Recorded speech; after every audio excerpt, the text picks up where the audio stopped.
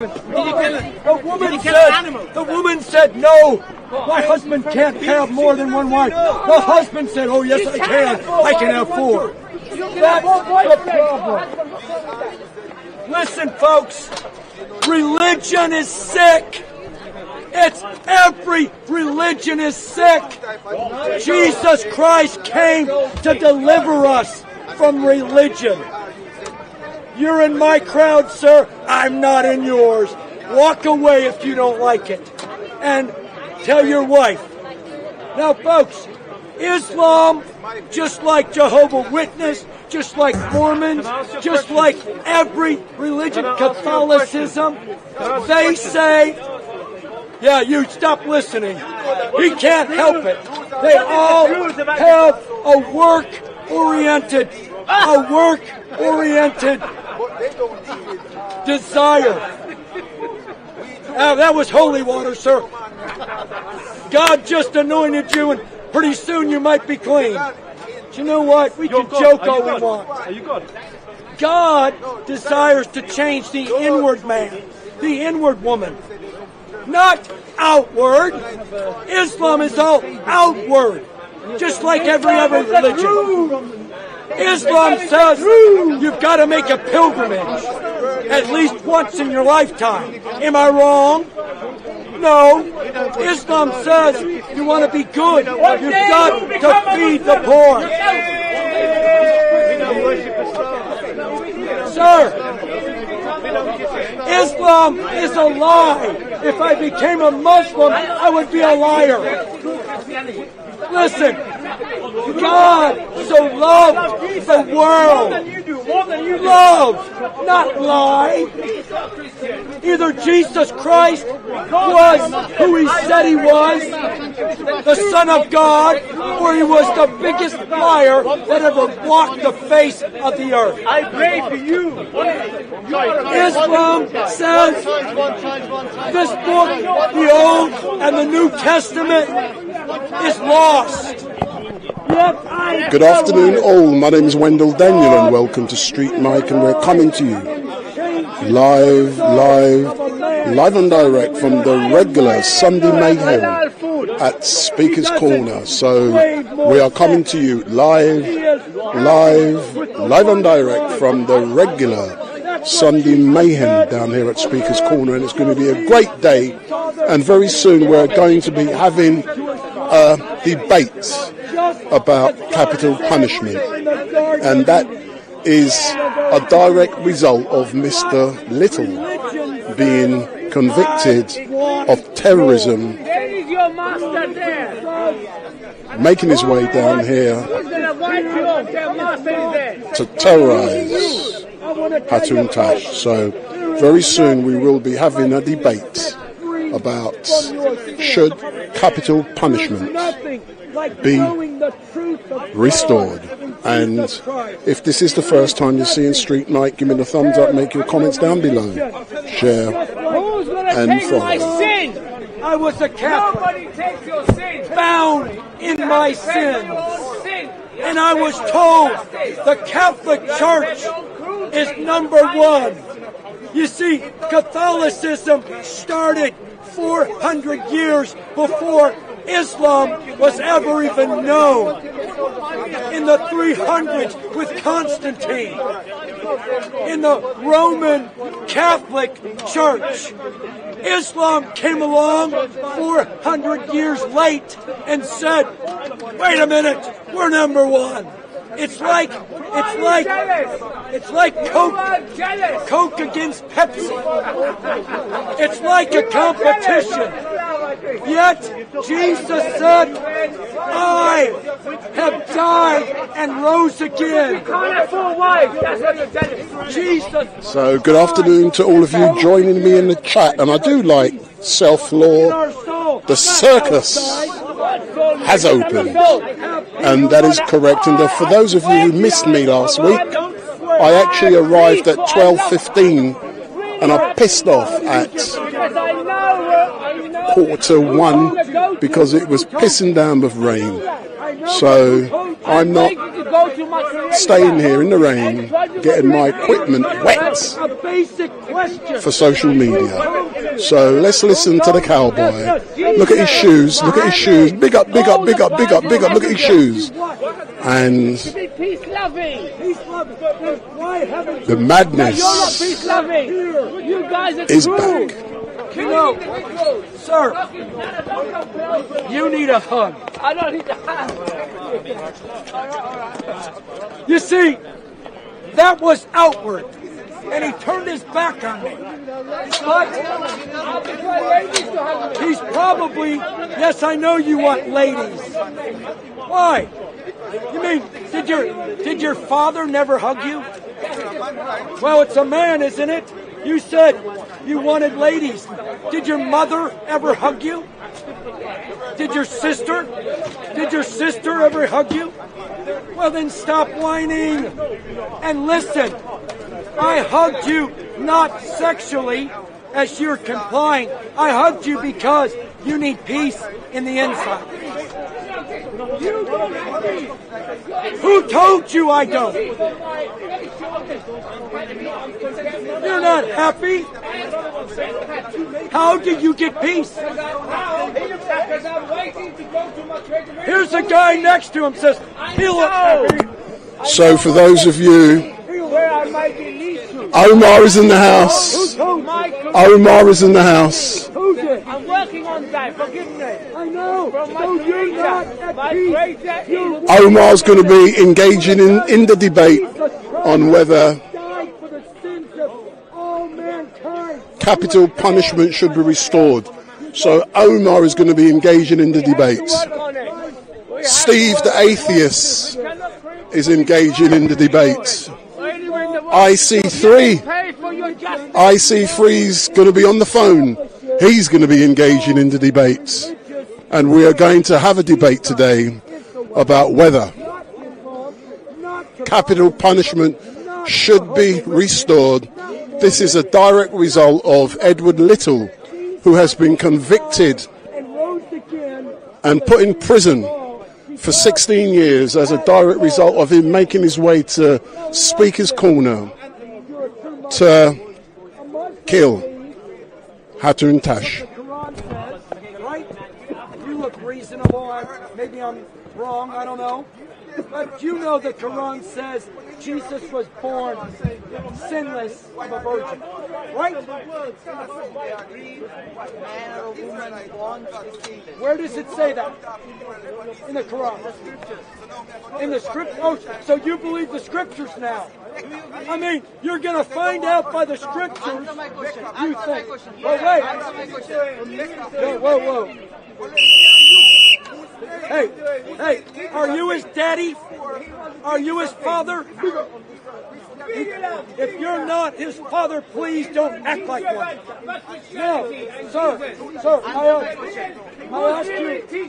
You never answered mine first. I will answer yours. No.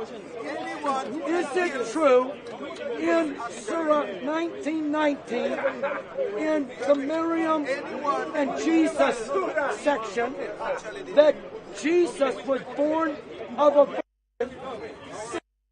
So I hope you're all listening to this stuff. I get bored listening to the same crap every single week. And I've actually got my own Quran with me today. It doesn't mean I'm a Muslim. On my way to Speaker's Corner, at the front they were giving out free Qurans, and I took my free Quran, and today I want to talk about should capital punishment be restored. And we've got Steve the atheist, who's going to be engaging in debates. We've got Omar, who's going to be engaging in debate. We've got IC3, who's going to be engaging in debate. And also we're going to be talking about some rumours that have been circulating about Hatun Tash. So a couple of weeks ago you guys cussed my backside, and now I'm going to cuss more of you for the crap you were talking in the chat 2 weeks ago about Hatun. So those of you who engaged in nasty rascal talk 2 weeks ago, I'm going to cuss you. Stink, stink, stink. So tune into StreetMic. Big up.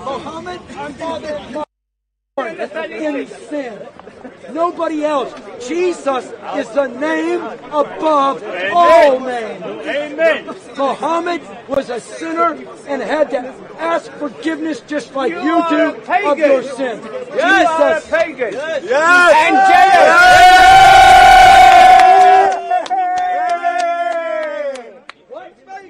Pagan, pagan, pagan. You are a pagan. Yes. I can get him going, can I? Stop dancing and free. This is too much fun. Pagan dance.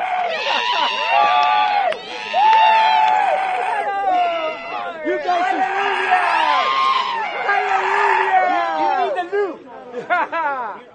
Listen, you guys... Whipping. You need whipping. Come on. A little lower. That sounds like a woman. You sound like a girl. Deeper. He's easy to control. I mean, listen. When you have no answer, you scream like a demon. Just like a devil. It's coming out. The devil's coming out.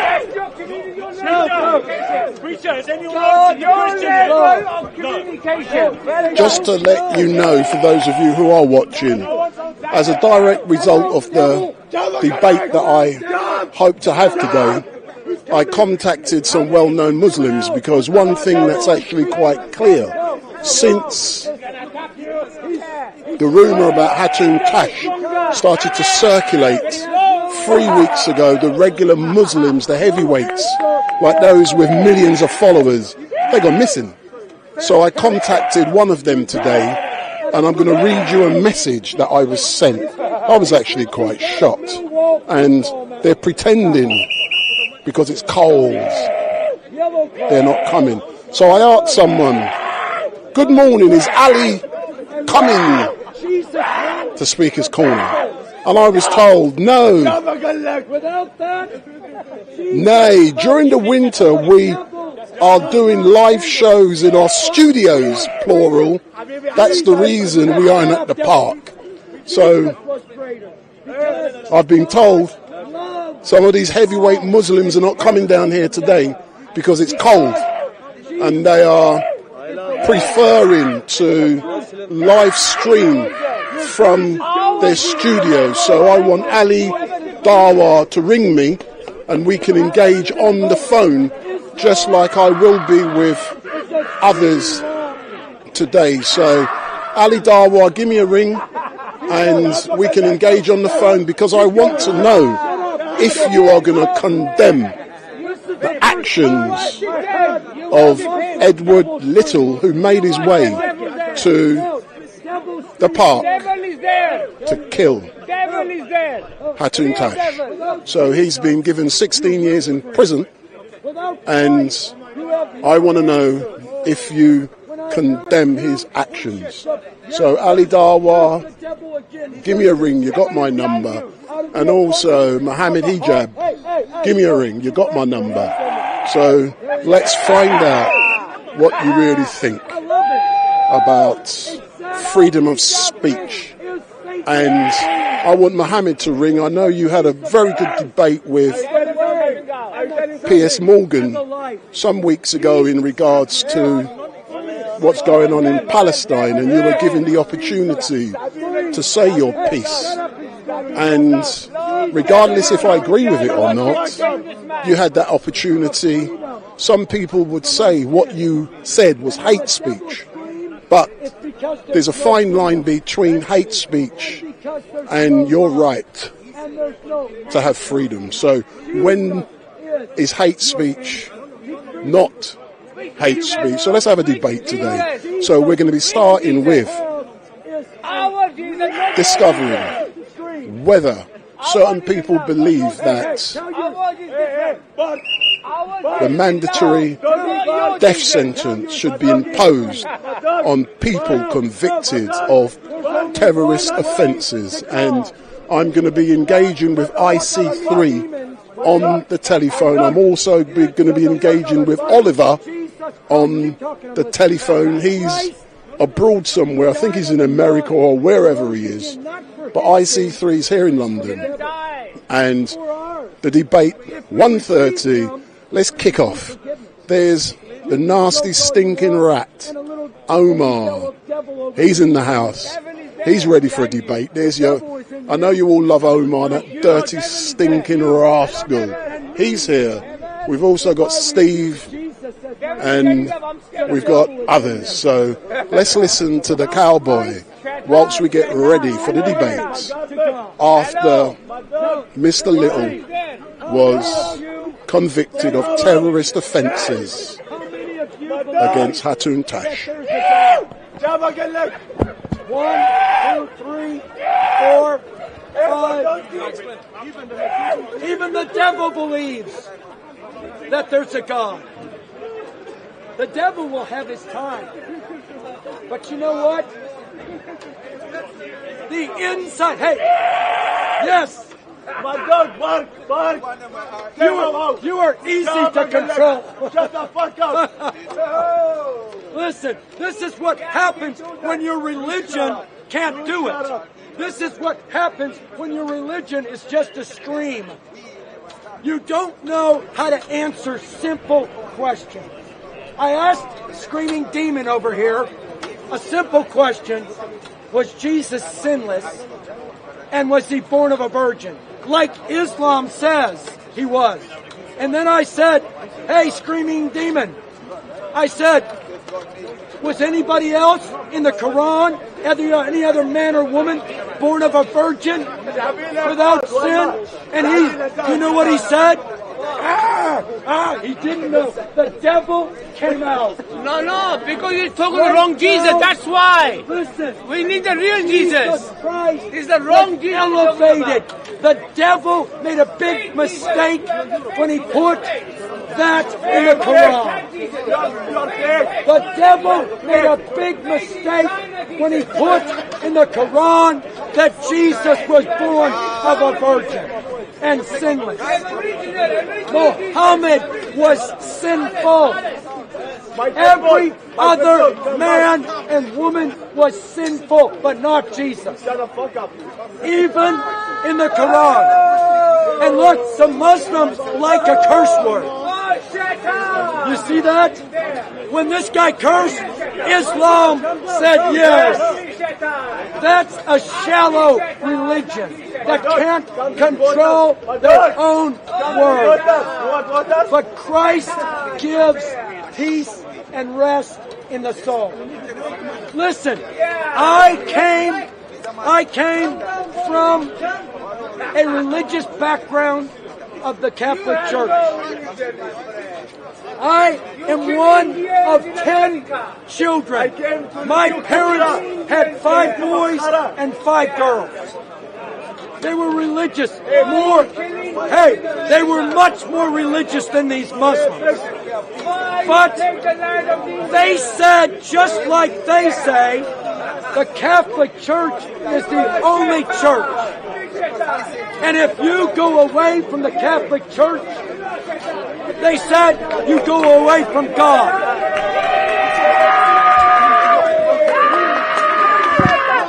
Thank you.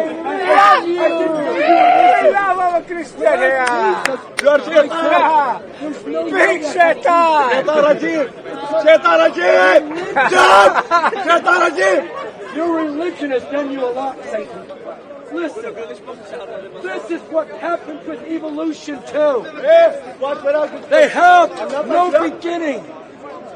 Let me ask you, evolutionists, how did evolution begin? Islam believes in evolution. No, because when they look at the world, they see no beginning. You're getting look. Very good. pretty soon, I'll give you a hug in a minute. Ladies, your The host. devil needs a hug. Listen, God changes everything through Jesus Christ. Don't you want? Hey, get back here, devil! I'm not done with you yet. You see, there's what his religion is, the middle finger. And you guys should have watched so you could have laughed, but you missed it. You see, Islam, when they don't get their way, shows the middle finger, just like. Master is here! Master is here! Your teacher is here! Hello! Cowboy! Cowboy! Hello! Cowboy! Your teacher is here! Takbir! Hello! Cowboy! Shaitan is coming out now! Imam has appeared. Cowboy! No, listen. Cowboy! Jesus Cowboy! How come your God died? How? and I How will can God die? again. Explain. Jesus said, I am No, the cowboy! way, the truth, and the light. Jesus said, The way to who? what he To did, God. we're equal. Explain. Now listen, Jesus Christ was born of a virgin. God can't be born. Use the brain, man. How can God be born? This is Islam. How? Fake religions. How can God be born? Explain. Explain. So, hey, All right, wait. God was born after his mother. How? Wait. Who created the mother? All they can Not do is Jesus. shout. No. Can Allah do anything? No. Yes, he's the Allah can creator. have a Today son. I'm Yes. laughing so much. Okay. What can Jesus do do? anything. Jesus said, by myself I can do nothing. It's in the Bible. And Hey. died for the sin of Hey. the world and rise again.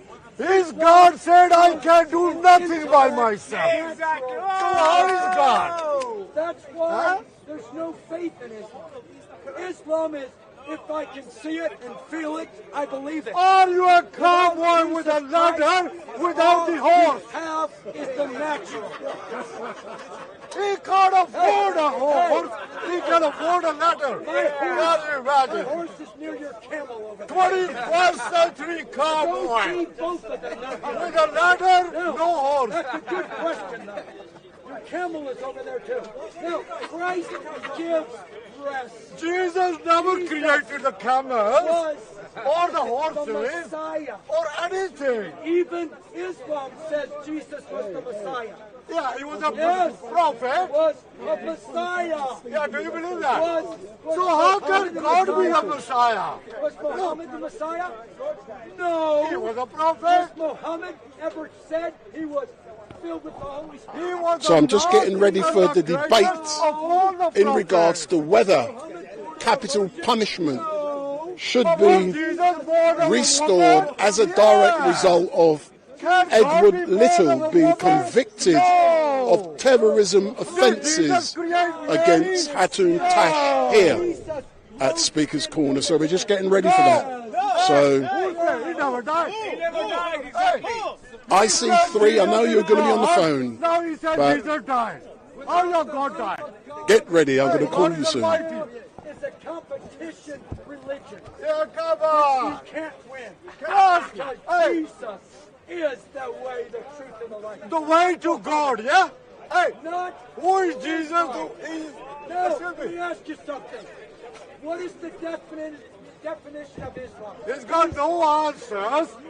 But he What's the starts asking definition of questions. Why are you whining on questions? What's the definition of Islam?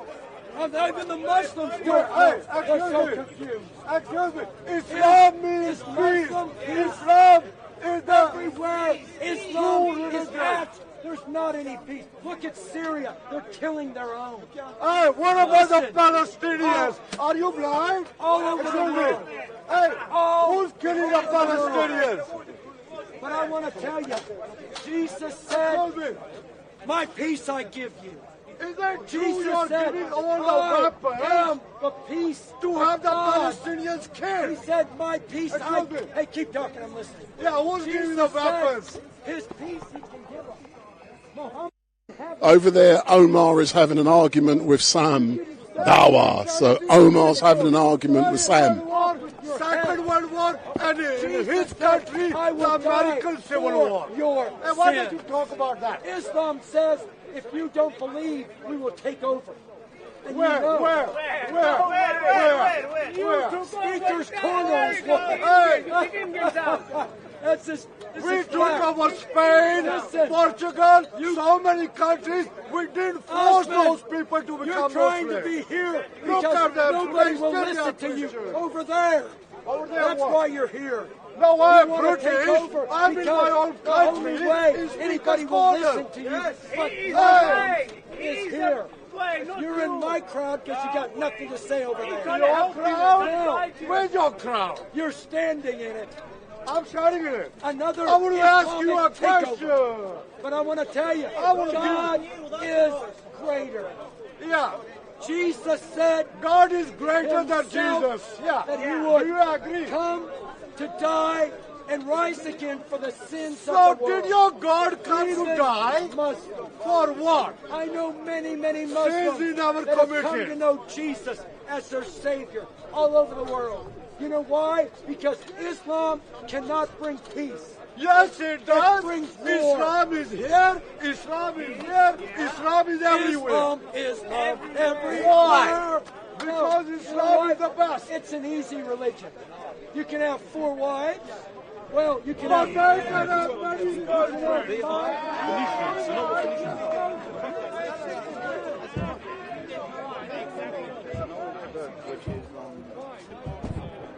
I'm in the middle of getting ready for a debate. I'll be with you in a minute. Yeah? I'm doing something very specific for half an hour.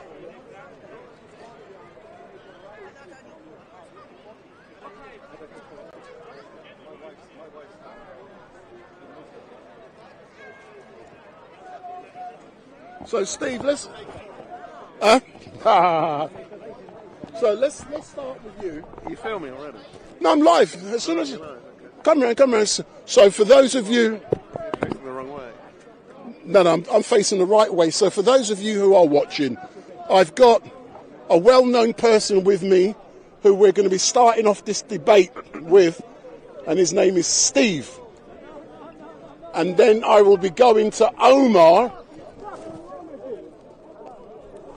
But I'm not going to do it with Omar and Steve because Omar has no manners.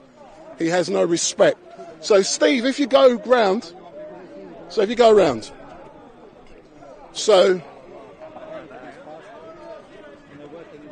and blow it all out, mate. Get it all out. Oh, you can listen and get involved as well. But our friend over there in the red, whatever it's called, he's going to be. Yeah, I'm now going to put your microphone on. So let me see if I can hear your microphone, and I can. Hello. So Can you hear me? I can hear you well. Jolly good. So Steve, good afternoon, and thank you very much for beginning this debate. What I'm also going to be doing, sir, are you going to get in there as well?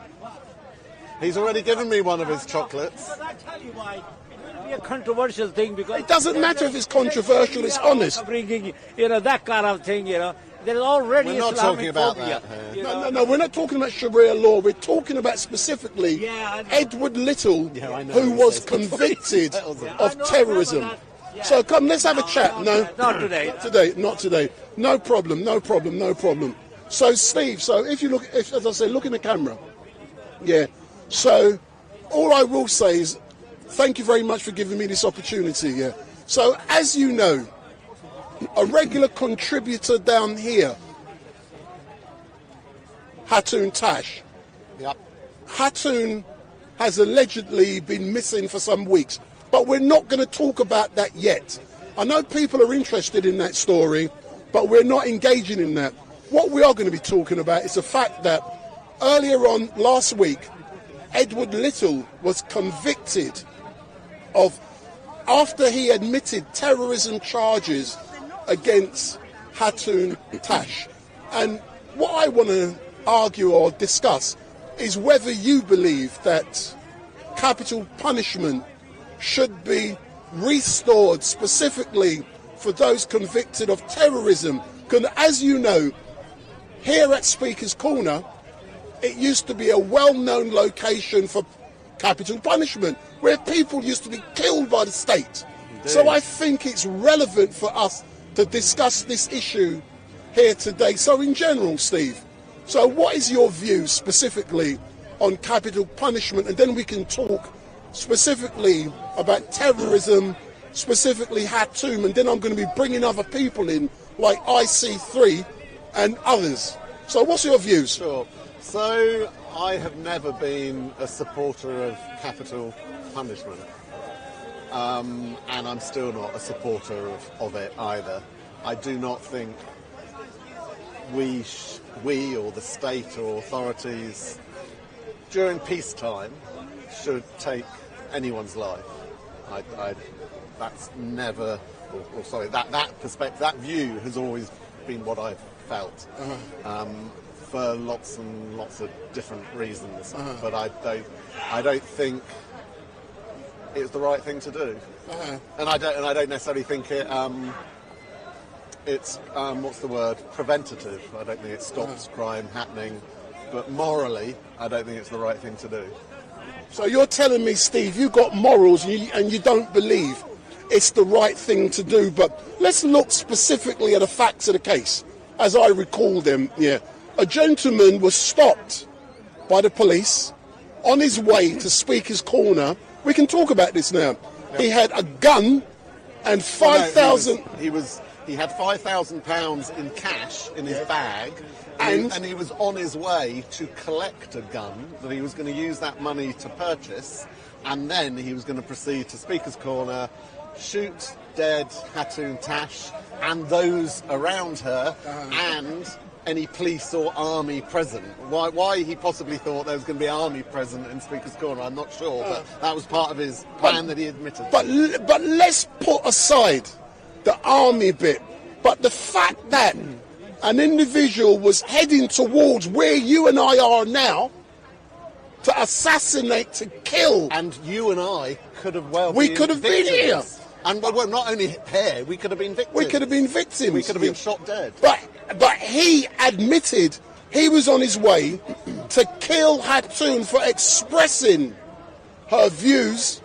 And we can argue about freedom of speech, hate speech, and we can discuss that afterwards.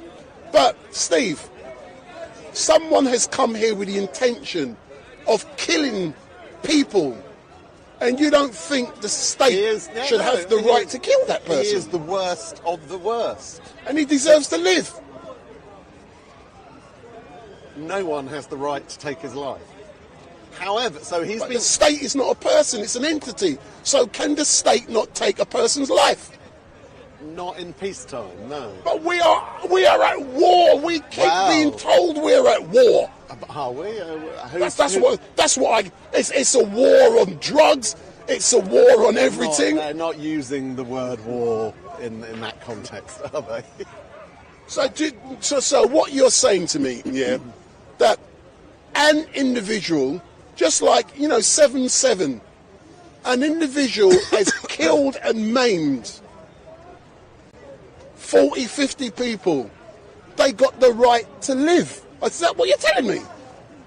They should be kept in jail for life. Now, going back to Edward Little, he has been given a life sentence, but under our current rules, he's been given a life sentence with a minimum term of 16 years. So I understand he's 22 years old. So in 16 years' time, he won't even be 40 when he could be back out on the streets. I don't agree with that. Life should mean life.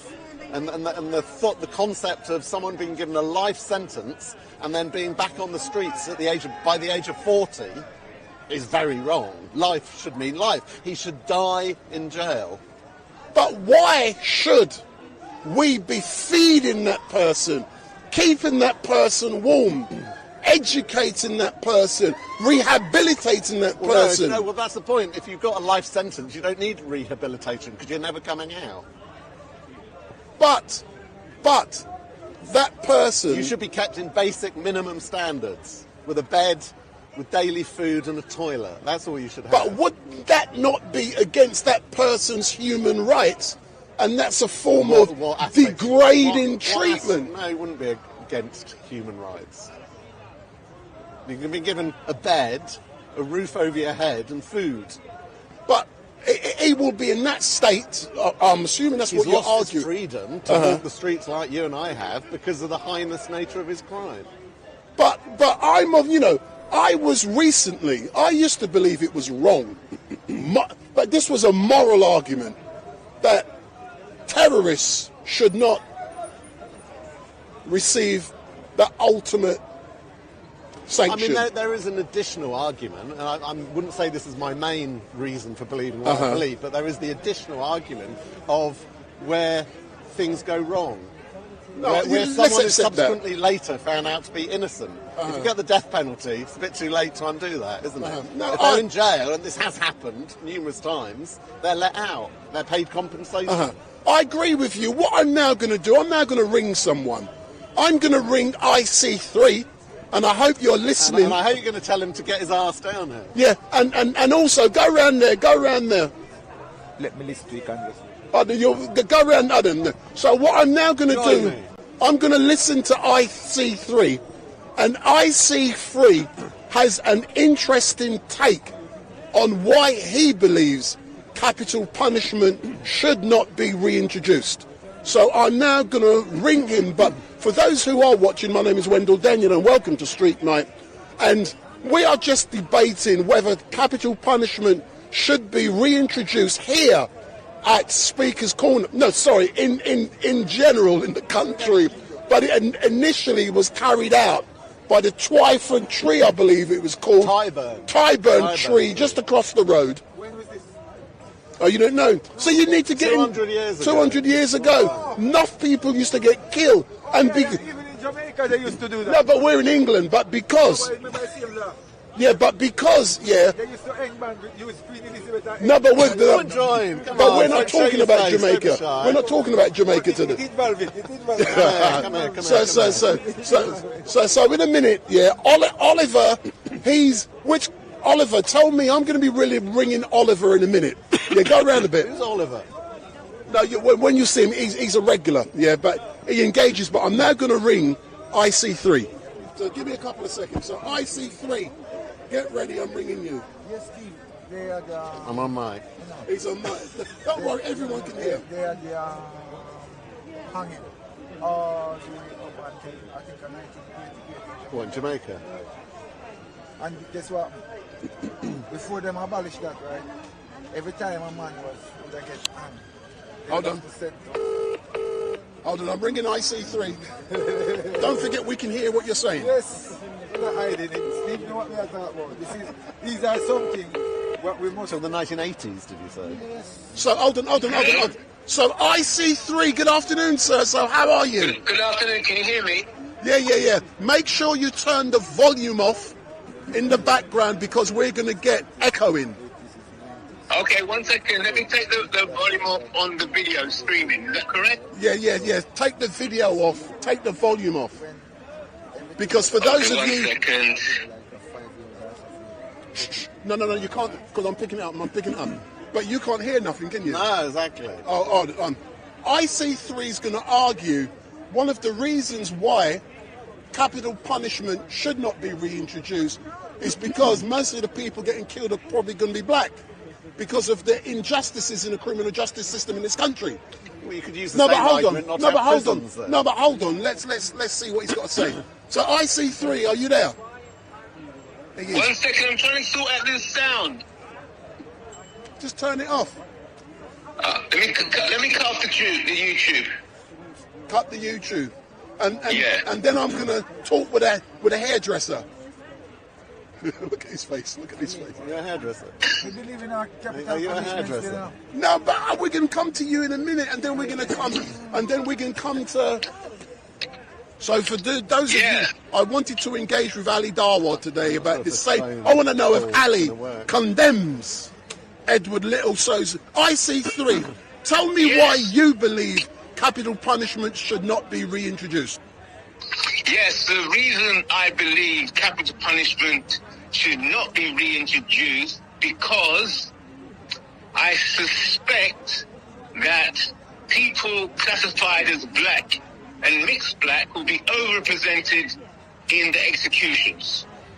And why I believe that, I suspect that to be the case, is because black people are overrepresented within the criminal justice system as it is. So if just add death to the mix, then it's a way of just killing more black people. All black people. But do you not believe, in general, that if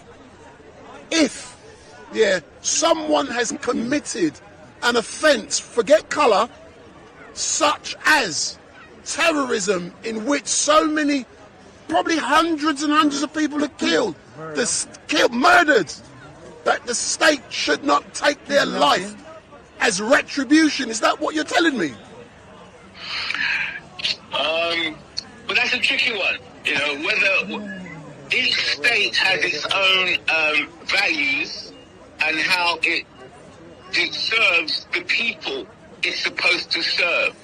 So in some nations, some countries, they may see capital punishment as a good thing, and some places not so.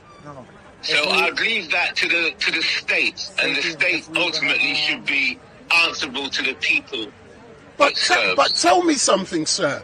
Let's talk specifically with the facts of this case. Edward Little was making his way towards Speaker's Corner, where you used to be quite often, where we are today, to intentionally kill Hatun Tash and to kill other people. Didn't you know? He was convicted this week of terrorism offences, and he's been sentenced to 16 years in prison. So are you telling me that, so we are debating relevant stuff today? He was in a taxi. So hold on, we're coming, So some people have just discovered the facts while I'm debating this. So you're saying, what's his name? Edward Little. He's got, no, trust me. Yeah.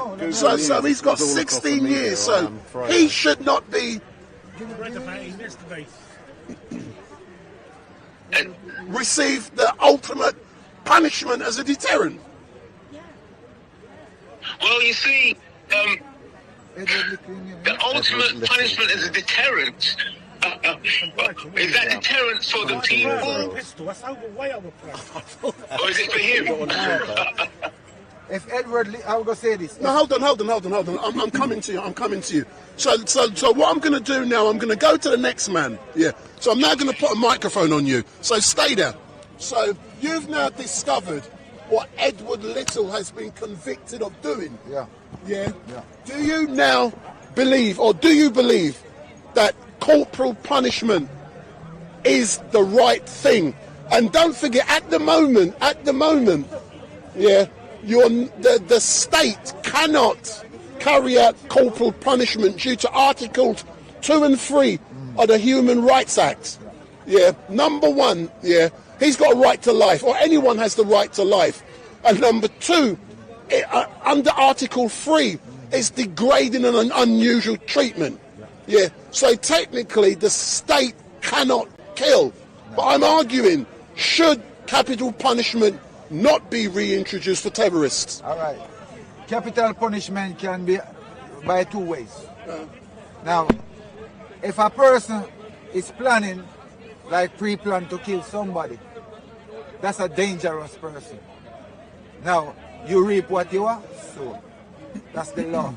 Now, if a person has been misguided without have any direction, and then someone led that person so that it become that way inclined, then you cannot blame that person. You must try to find where the end. You have to find where the head is coming from. Hold on, I'm going to disagree with your argument. Yes, sir. Yeah, you and I never argued before. No. And we're going to argue today. That's all right. What I'm saying, Yes. yeah, is that your argument is deluded. Okay. Because number one, yeah, I know what you're saying in regards to that person could have been coerced, if that's the right term to use. Yes, yeah. you can say but, that. But that's a mitigating factor. Me done my law, you know, Rafa. All right. That's a mitigating factor. Hold on. But hold on. Good point. But if a person has come with what they call it, there's a thing called actus and mens reus. That's right. Actus is the act. All right. Mens reus is the mental element. Good point. In law. Good point. The act must coincide with the mental. The reason, Latin or Jamaican? Yeah, Belgium. So I know the law, man. So listen, you see, because I'm not aware of this, I can't really put in too much into it. I have to go now and look at this. Come back to you next week. Yeah. No, I want your. Can give you some. What I would think. You can give some lyrics. Because I don't know. I don't know. But what I want see is in somebody general. convicted of something like this. This guy could be a dangerous person. He could be a menace to society. Could be. Right? Could be. It's now irrelevant. He's been found guilty of this crime. By and a I said court of law. Court of law, Royal Court Old of Bailey, Justice, the Old Old Bailey. Bailey, Old Bailey. and it's this in England. Then you have to wonder, if he wants to come and do that to Hatun, Tash, who else will he go do it Not to? just her, everyone else with her. So that means our life is in danger. That means Yes. that Yes. capital Yes. punishment in this way we agree with. Aye. At the same time, you have to deal with capital punishment and But can I come in understand here? where an So- ex-person is coming from. You know what I'm saying? so Go on, Steve. So Go on, when- Steve. Go on, so when Steve. people need Okay, guidance, we're going to have a debate. Go on. somebody there to So manipulate you want to your bring head. this in? You want to bring this No, charge I'm of not, law in? no, I'm just arguing. Okay. Oh, sorry. Because So we pick up. where do you draw the line? Planned terrorism, actual terrorism, murdering one person, murdering 10 people, raping someone, serial child sexual exploitation. Before Where these do you things draw the line? Before these But things that happen. is one of the difficulties in bringing So where in would you cult. draw the No, line? it's I not for wouldn't me. do it at It's all. not for me to draw a line. I'm just being devil's advocate, arguing a point, and I want to know what your views are. Shoplifting. Should we do it for that? No. You know what I mean? No, we're talking. Tax avoidance. No. We're talking. Corporate tax avoidance. Corporate manslaughter. Corporate manslaughter. No, Should we have the death if- penalty if- for it? But at the end of the day, what I'm arguing, Yes. I believe, and I'll give you my belief. I don't normally give you my belief, and I'm going to seem as an extremist, but I'm not, I have been influenced recently, by seeing a lot of activities where people have been killed indiscriminately, man. I don't care colour, black, white, pink, blue, green, gay, I don't care. If you go and kill, man, and if you've got the intention to, you don't deserve to live. And I'm telling, I've recently changed my view. This is why I agree with certain of these things, because you see what's going on in England right now. You see, if they need most of them are going to get hanged, or them are going to get executed to commit these murders and these atrocity with them. They used to do it here at Speaker's Right. Corner. Let's bring it back. Bring it back to our way. Here at Speaker's Corner. Bring it Should back we to do our it way. here? Listen, I would like to see hanging here at Speaker's Corner. No, we don't want to see nobody hang, brother. Would you throw fruit at them beforehand? We don't want to see Like they nobody used to. hang. But if we are going to talk about the justice, a man have to expect, if you are commit a crime, then you must get a justice just like your crime. But what is justice, man? Right, if That's you- the state if you saying all right, this is so- the rules and this is what we're going to do. So if you, a man, instead of give a man 16 years, if you want to go and kill people, why don't you just give him 2 gunshots and make him done? He can't come back to kill any more work, you know. Simple. But the truth of the matter is, I might have a belief, but in reality, due to Articles 2 and 3 Yes. of the Human Rights Act, it ain't going to happen. But due to the Human Rights Act, he was coming to kill a woman, right? He was coming to kill, regardless of woman or not, he was coming to kill here. So he was planning to kill more than one. Because he was Yes, planning- which is terrorism, and he admitted to the charge. Hold up. So, and he gets 16 years. He gets A 16 life years. sentence with a minimum tariff of 16 Nah, years. man, this is a joke. So you can understand This is a joke why. because I know a man who only work with a knife and get 10 years. I hear. Let's see what IC3 has to say. I'm coming back to you, IC3. Hold on. So what you got to say, IC3? Yes, my focus. I know the conversation is about people in general, but my focus is on how black people are overly represented in the justice system, and that's my greatest fear. So maybe capital punishment. Your argument could be if there was no institutional racism.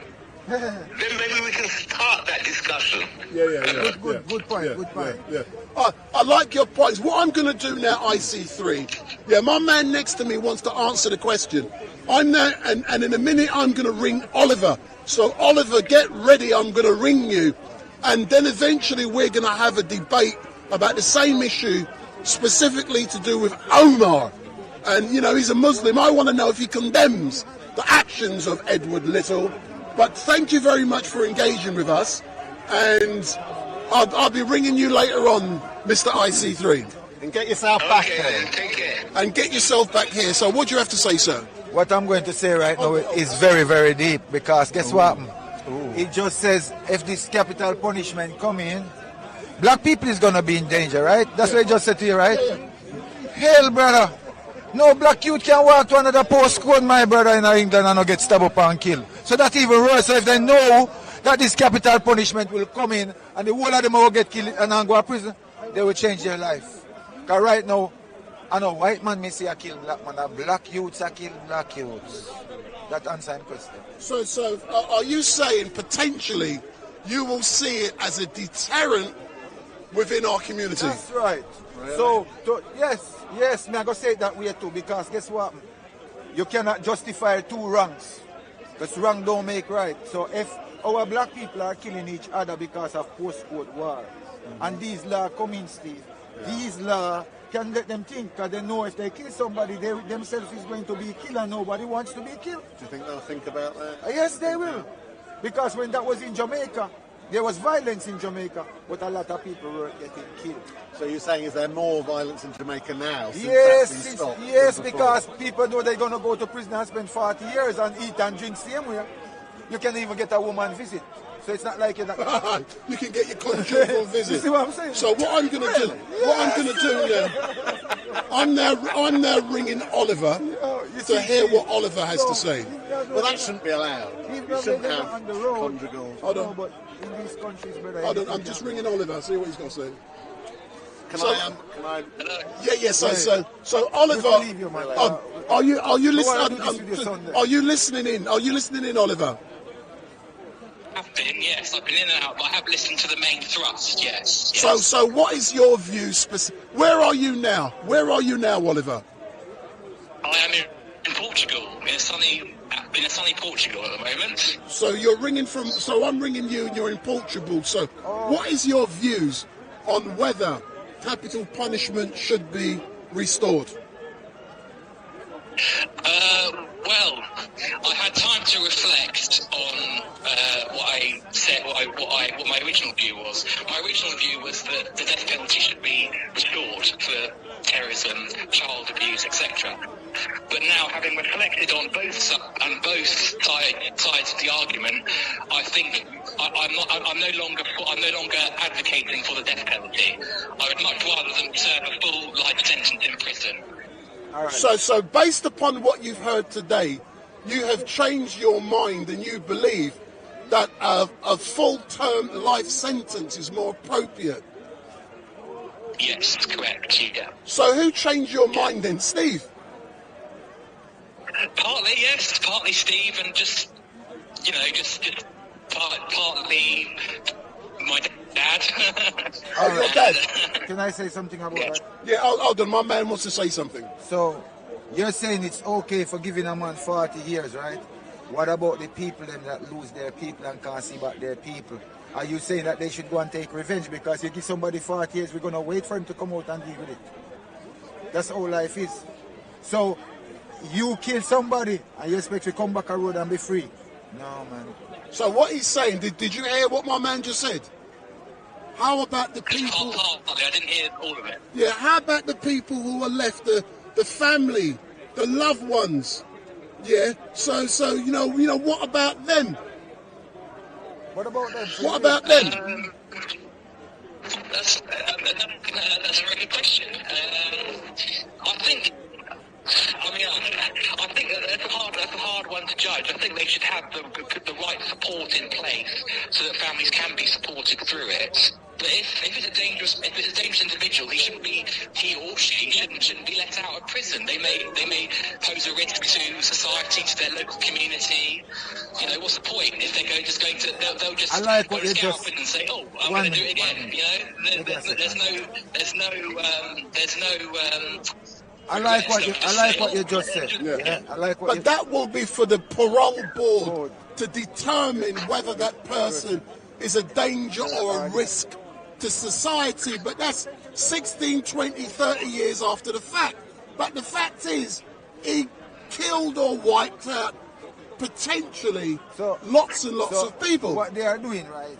They are agreeing and feeding people and keeping people keeping people with the intention and they think that they're going to come out and change when they're already a convicted murderer. Yeah. That's what I'm saying. That's what. But Oliver, thank you very much for your contributions. Bless up to Mike still, big up StreetMic. I normally do them things about StreetMic Big up. anytime. Big And up. I say, watch all the StreetMic around. Watch everything him do it to the ground. Him a legal somebody and don't have no fun. When he come out here, it is not no fun. It is a bit of Satan. Watch all them run. Big up. So for those of you who are watching, my name is Wendell Daniel. Big Nose, come forward. Let's. Yeah. So Big Nose is in the house. So what I'm now going to do, we've got Omar, so I'm going to find out what Omar's views are. So, Shalali's in the house. Shalali, or Mutar woman, has just arrived. So, Shalali. So for those of you who are watching, my name is Wendell Daniel, and welcome to StreetMic, and we're coming to you live and direct from the regular Sunday mayhem down here at Speaker's Corner. And what I'm now going to do, I'm now going to say hello to a few of you guys and girls in the chat, and then we're going to have a Shalali. Come.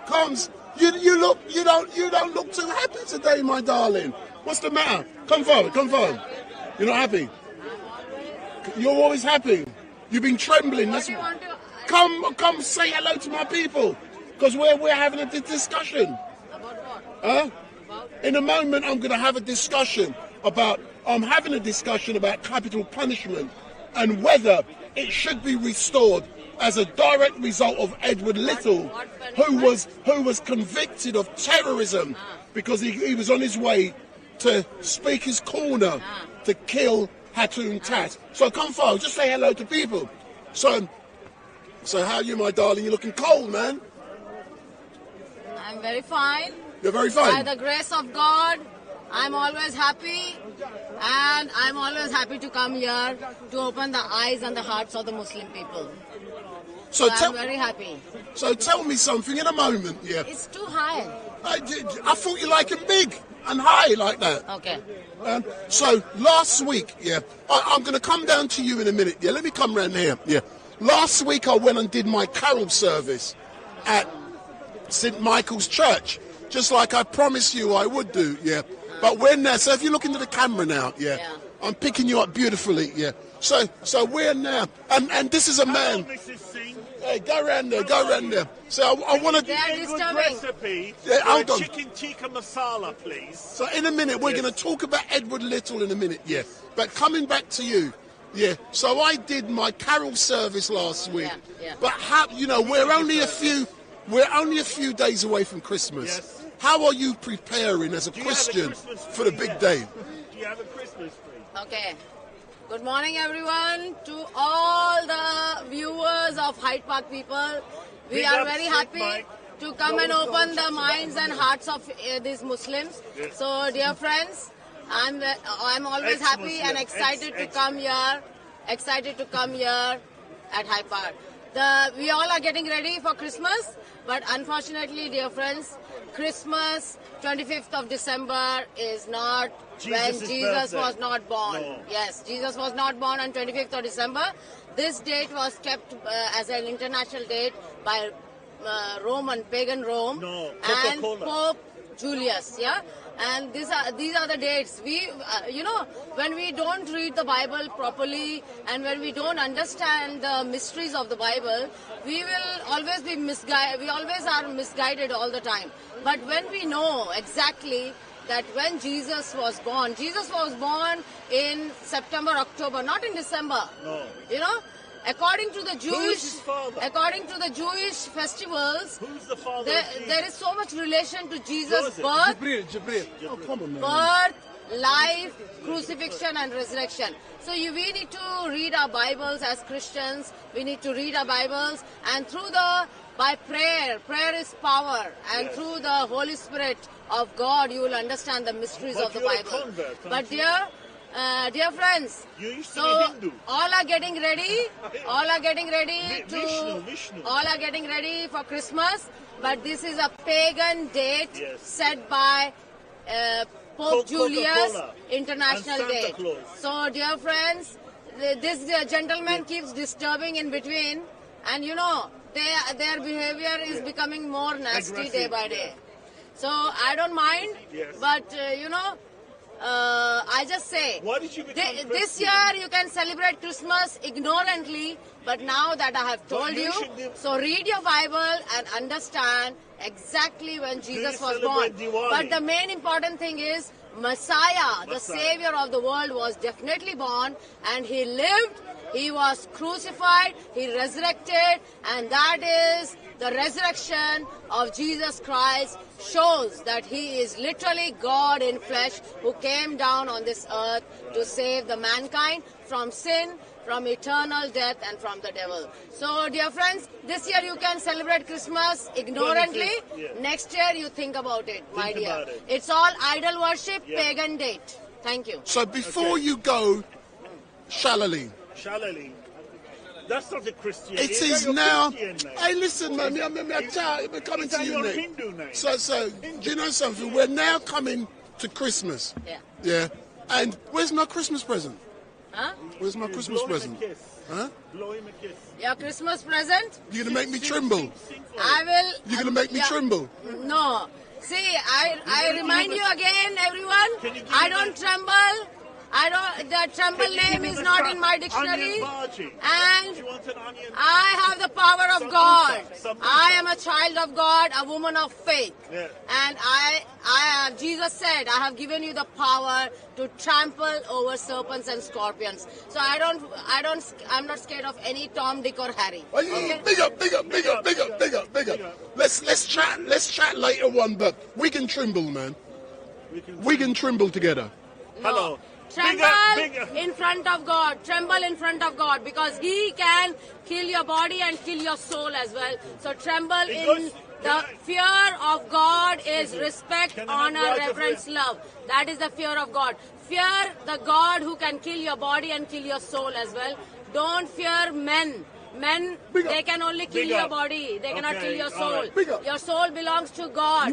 In the Bible it says, all souls are mine. That's what God said. So believe in God. Big up. Can you see how free this country is? We tolerate every religion. We tolerate. Who's we? We the people of this country.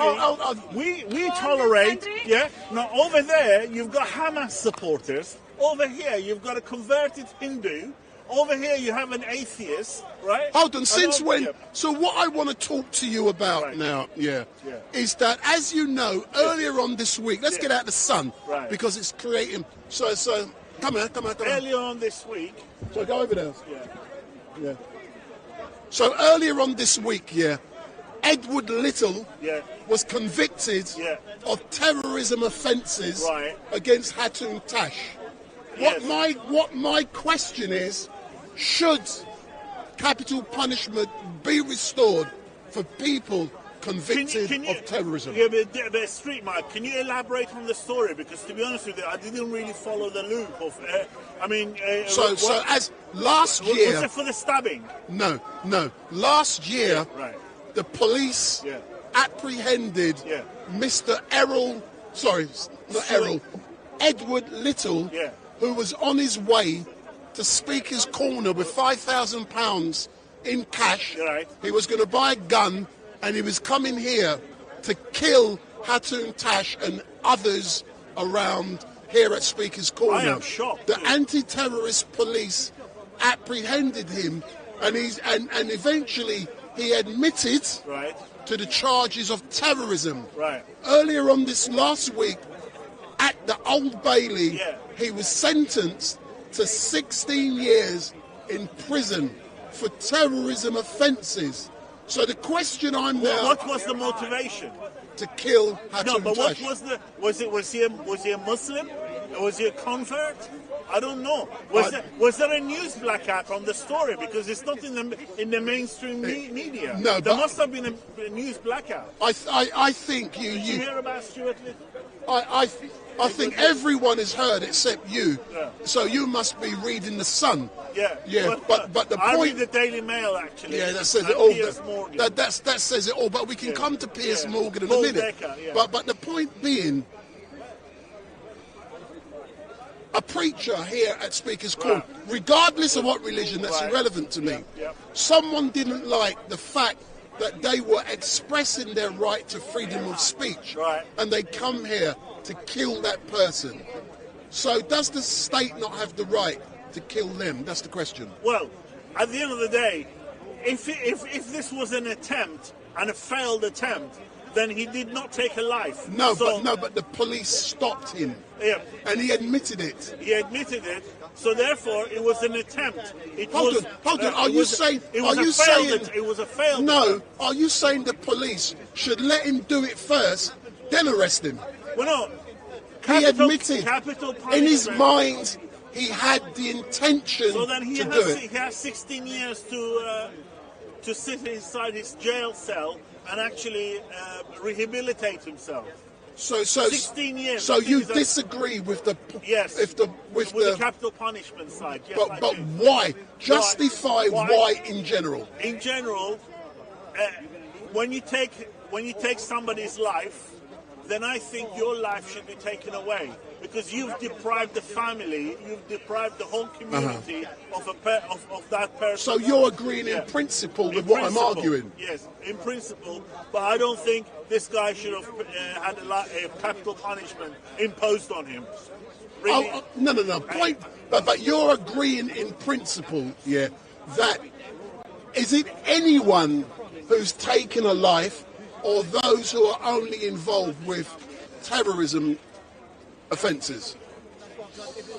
It's a difficult one, isn't it? It's hard for me to comment. I mean, look at this guy. Fucking right in the pussy! This is your captain. Come. This is your captain speaking. Sir, let's have a chat. I'm going to come back to you here. I'm going to come back to you. The great thing, pleased to meet you. My name is Wendell Daniel from StreetMic here. Yeah, Captain. So Captain, what ship are you a captain of? Titanic. Scarback, innit? Yeah, so tell me about why you are dressed. Can we see your dress? See these guys back here. Tell them to come round. Come round. Don't be scared. So what are you doing? So what are you doing down dressed here? like a woman, Captain? Hey! Yeah. Don't be sexist. So what are you doing down here? Oh, a little winter wonderland trip, you know what I mean? Yeah. So you're going to Winter Wonderland. Yeah. So what is special about Winter Wonderland today? It's a little Christmas do. Get with the boys, you know what I mean? Yeah. But tell me, what are you? Are you wearing stockings and suspenders over there? Get the skirt in here. Get the skirt in here. I'm not allowed to do that. I'm not allowed to show that it becomes something completely different. Yeah. So listen, enjoy yourself. And what's the name? Go on, get me here. Tell him to come round. No, because we've got the sir. We've got the sun in the background. The sun in the background. Get in here. Come round. Hey, Michelle. Sharon. They're scared. Listen, my man, thanks. Ninja Turtle. Big up. So if you come back, see the great thing Can about. we change the subject? No, we're not changing the subject because in a minute, Omar is going to be engaging in this discussion. But in closing, were you shocked to I was to shocked. discover that someone was actually on their way to kill Hatun? Very shocked, and I'm glad the police have done their job, and I'm glad the court has handed down a severe sentence to teach others. I mean, Hatun has already been a victim of various attacks here, right? And Hatun went on a disappearance for 3 or 4 weeks. That explains why she wasn't here, actually. So let's now talk about Hatun. And one thing I will not engage in is what you've just done is speculation. Yes. Speculation is dangerous, and it gets people in trouble. As you know, there has been speculation about Hatun. I was cussed 3 weeks ago, 2 weeks ago, for not engaging in that unintelligent crap which was taking place in the chat. And I'm going to cuss them MFs who are chatting about Hatun being dead, Hatun being found in a river, and all kind of crap, because that was not factual. And the people, it was really amazing when you looked at the chat 2 weeks ago. It's there as a historical fact now. It cannot be changed. People were rejoicing at their belief that Hatun, something had happened to her. Well, I mean, there are a lot of sick-minded people here who are very narrow-minded and who don't believe in democracy, freedom, and who cannot respect other people's views. And basically, their mindset is still in the Middle East, where there's a lot of terrorism. I mean, where there is, fanatical Islam rules over there. I mean, the whole thing is very sad. But tell me something. Let's talk about Hatun specifically. And I'm not speculating about whether something has happened to her or not. It's a fact that Hatun has been reported missing. That is a fact. It's. Well, I won't be surprised that there's a price on her head. No, hold on. I'm not even going there. But the thing about it, people cannot say she's safe, she's this, she's that. The only persons who can say that is Hatun herself, the police, or her representatives. She's not here to defend herself. That's correct. So some people, I think they're rushing. They want to be the first to report A, B, C, D, E, F, G. But that is not their right. If Hatun is out there somewhere, we will know about it. The police will tell us if they need to tell us everything. The newspaper will tell us as well. I mean, I think she was reported in the Daily Mail not so long ago, that she's still missing. But she's missing. But people were speculating that she was kidnapped by Hamas. Or worse. Maybe. But I was disgusted when I saw the chat taking place 2 weeks ago. I could not believe that people could be that sick.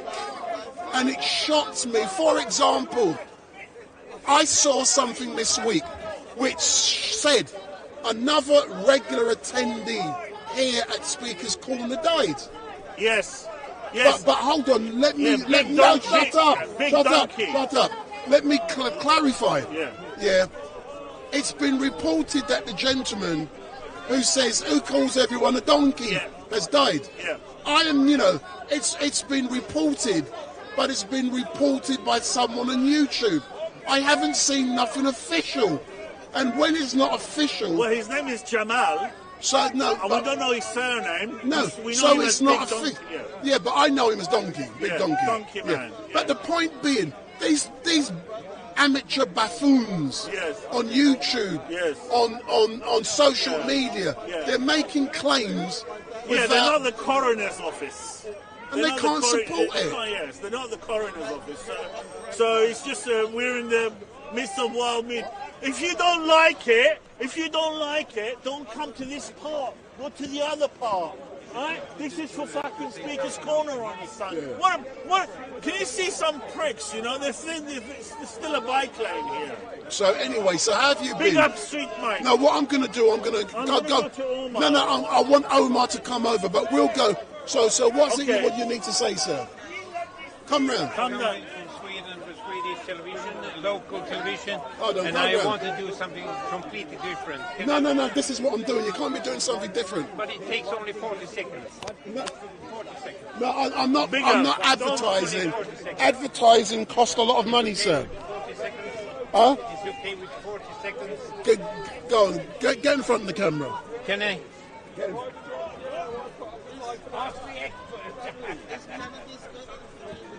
Hello, everyone. Hold on. Put a microphone on you. Okay.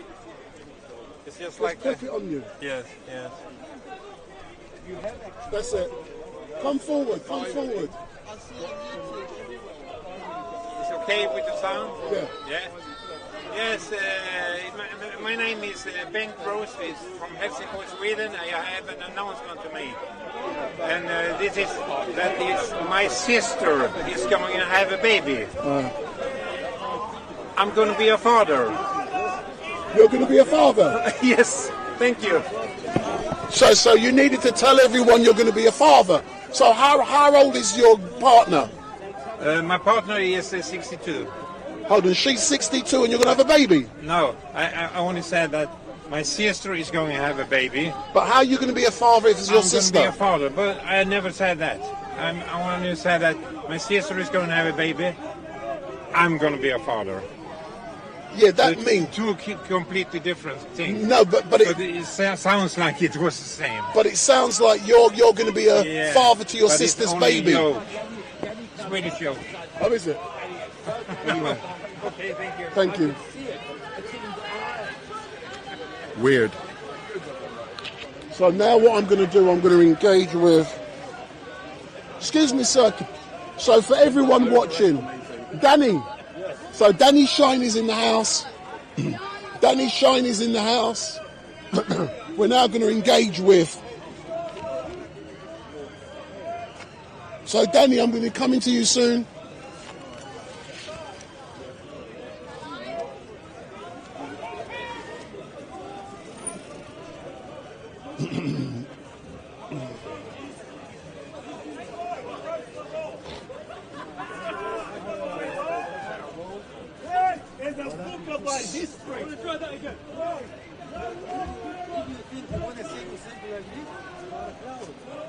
Because you betrayed Allah. You think you have easy life, but you betrayed Allah. And the verse said, لا تخونوا الله, don't betray Allah, والرسول وأماناتكم. Why you are knowing you betrayed him at the same time? So, you are a loser in this life, you are a loser after, for what? Little money. The شاعر said, فيا بائع الغالي ببخس معجل كأنك لا تدري ولا أنت تعلمه. Oh, you fool! You selling precious things with little money, as if you don't know and you don't comprehend. فإن كنت تدري فتلك مصيبة وإن كنت لا تدري فالمصيبة أعظم.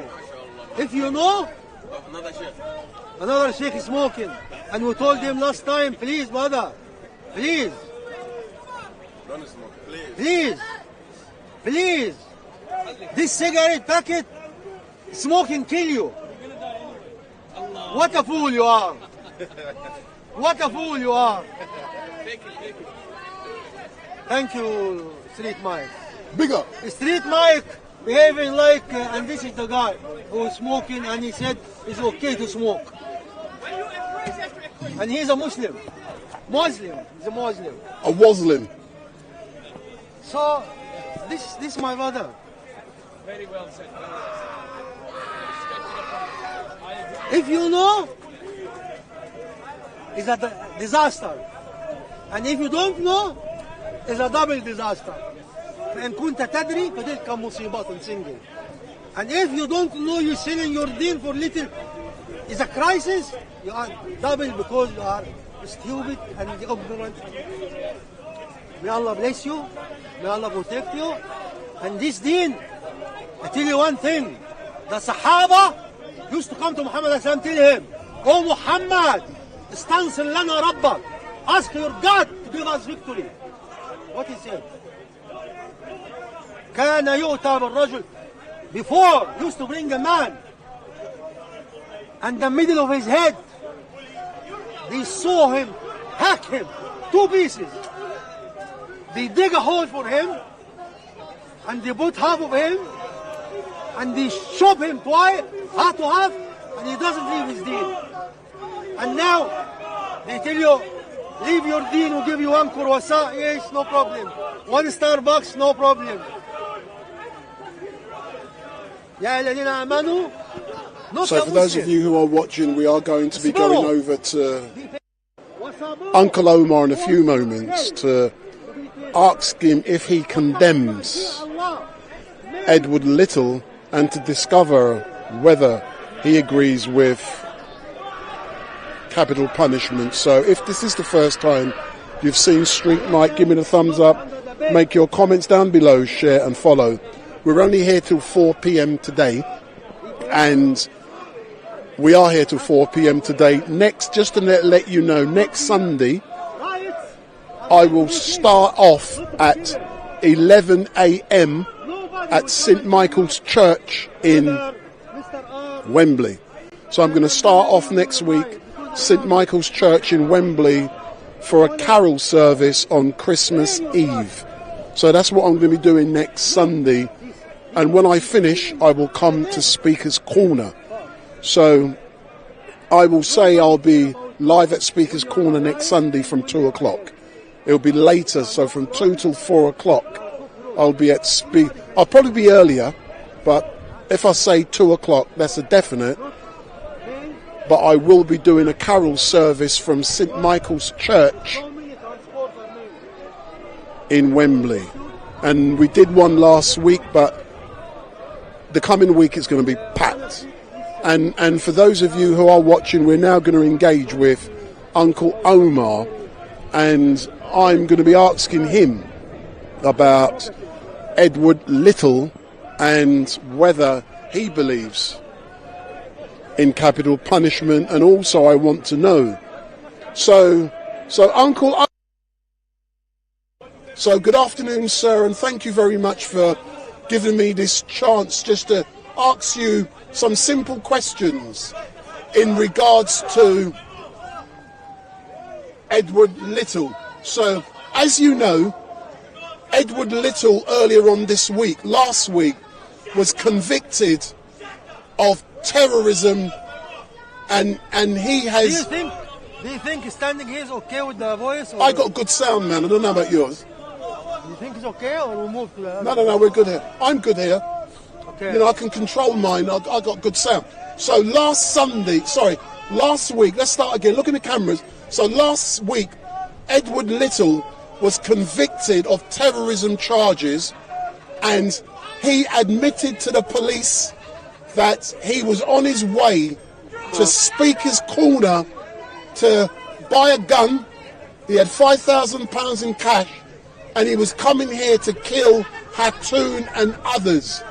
Yeah, he has been sentenced to 16 years in prison. The question I want to ask you is 2 questions. Do you condemn his actions? Secondly, do you believe in capital punishment? Can you please move there? Yeah. So we're going to move because it's very loud. So we're going to move.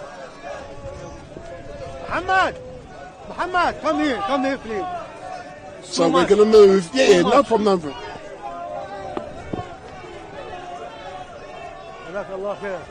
You see the question? I know, I understand. So Bobby's in the house. Inshallah, yeah. It's too much. May Allah bless you, Habibi. May Allah bless you. Yes, jazakallah khair. The noise over there. Yeah, it's noisy. It's too much, man. Too much. So Bobby's in the house.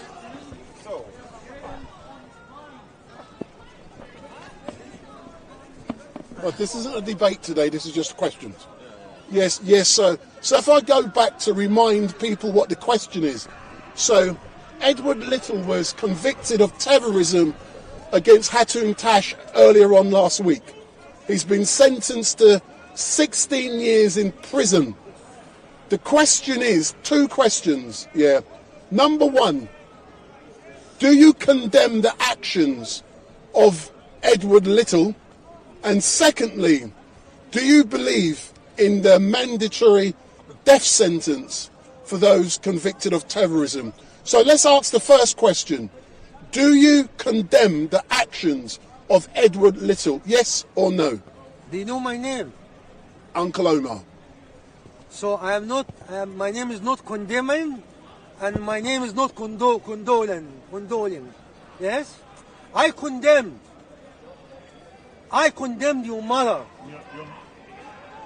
because she raised someone like you. A black man being enslaved to Jamaica.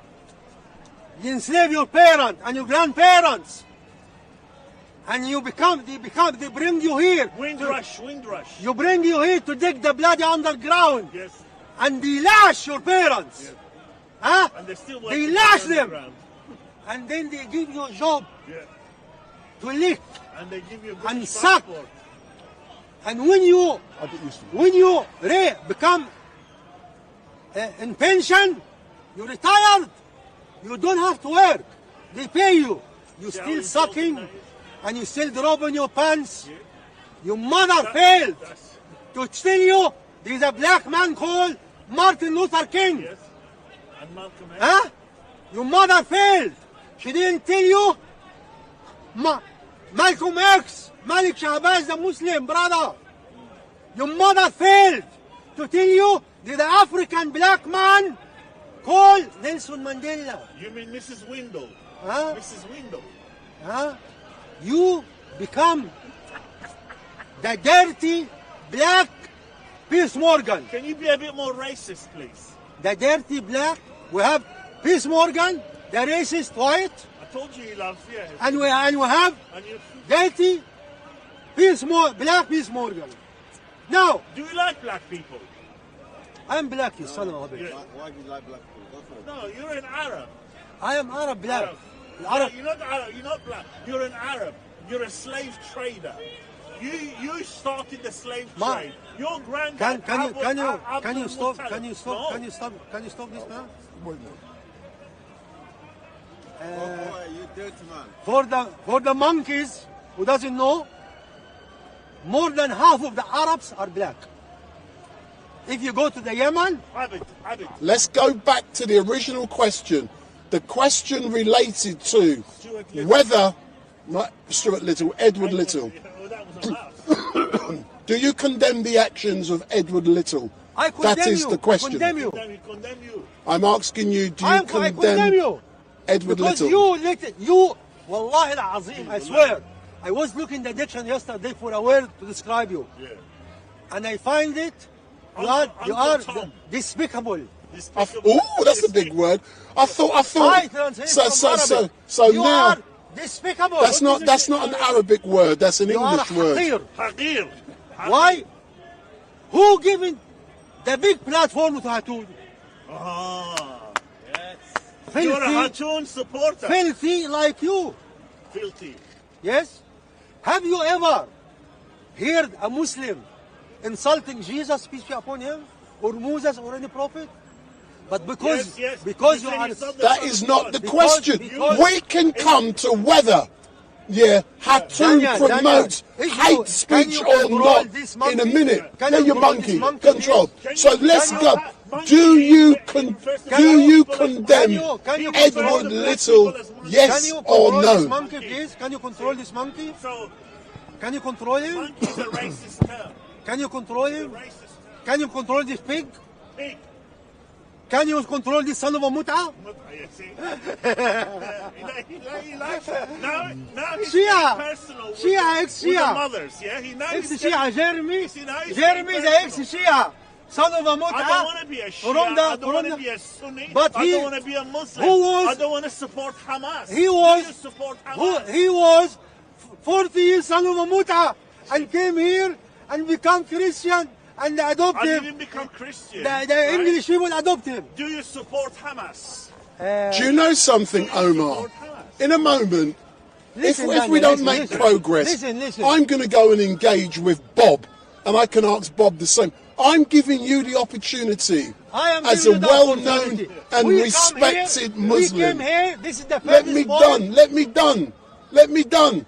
I'm giving you the opportunity to answer a specific question in regards to whether, you condemn the actions of Edward Little, who came here to kill Hatun. We can debate whether Hatun is a hate preacher in a moment. We can debate that stuff.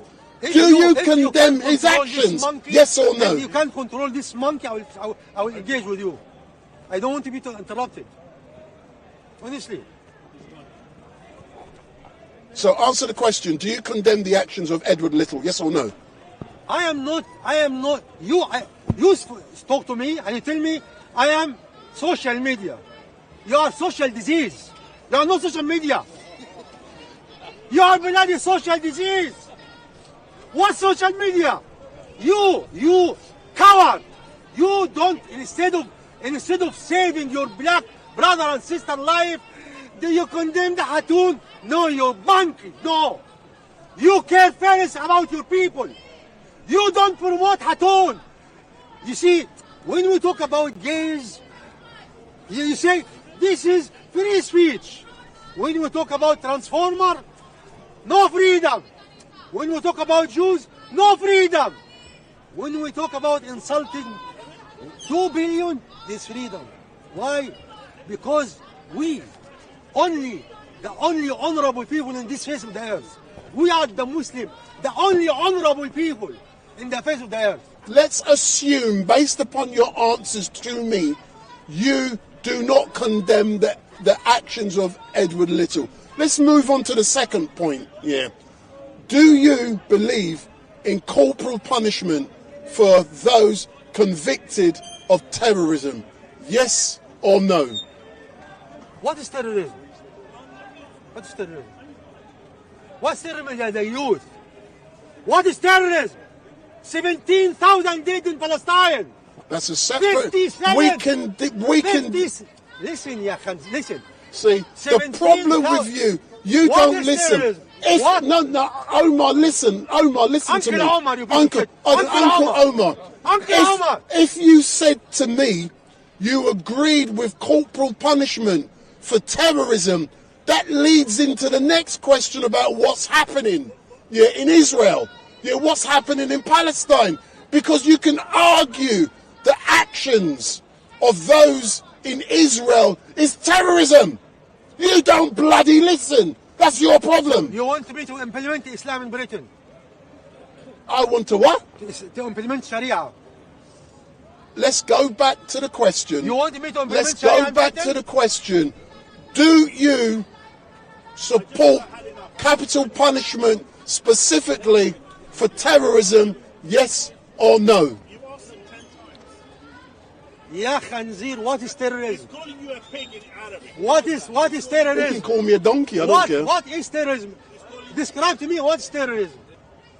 Is a terrorist not a person like Edward Little, who came here, let me done, man. Okay, let me done. Who was coming here, with the intention of killing people to further his own aims, political aims. You finish? Yes. So, what is terrorism before Edward Little? Only terrorism, you can't define it for Little Edward? We can define it to what states do. Huh? We can define terrorism to what a lot of states are doing in the Middle East. When the white man went to Africa and enslaved 400 million, is it terrorism? What about Yes. the Muslims? What did they Huh? do? Yes. When the Second World War, they killed 44 million, is it terrorism? Yes. When America went to Afghanistan killed 1 million. Is it terrorism? Yes. When they went to Iraq, they killed 1 million. Is it terrorism? Yes. When the Israeli stole the land from Palestine and kicked the original. The land belongs to them by God. God gave them the land. Don't worry. Just debate. Don't be detracted, man. I've answered your questions. I'm not scared to answer your questions. States, a lot of the states around this earth, they're fucking terrorists. What is terrorism? Oh my God. You watch too much Coronation Street, man. So why you want to do capital punishment for terrorists and what you don't do capital punishment for the killer? Read the Bible. Read the Bible. Why? Do you know something? I love chatting with you. But But you are scared to answer simple questions. You are an intelligent man. You can call me monkey. You can call me whatever. I don't care. This is Speaker's Corner. You are not a monkey level yet today. I'm not monkey yet. I love today, you too. Today. Get on, you know. Today. I'm not a monkey today. So let's go back specifically. Yeah. You do not condemn Edward Little. Yeah. Let's talk specifically about hate speech and what you believe Hatun does. Do you believe Hatun is a hate preacher? Yes or no? Yes, and I believe she is implanted by the police. Oh, really? I believe she is implanted by the police to send a lot of Muslims to jail.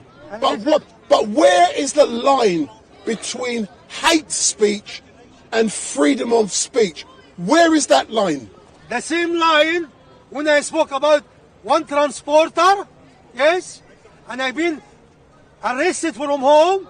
I've been going to court, 14 sitting, and I pay £1,500, and I'm not allowed to speak about transporter. But can it not be argued that when you are talking and preaching hate against minority groups, I led you just now.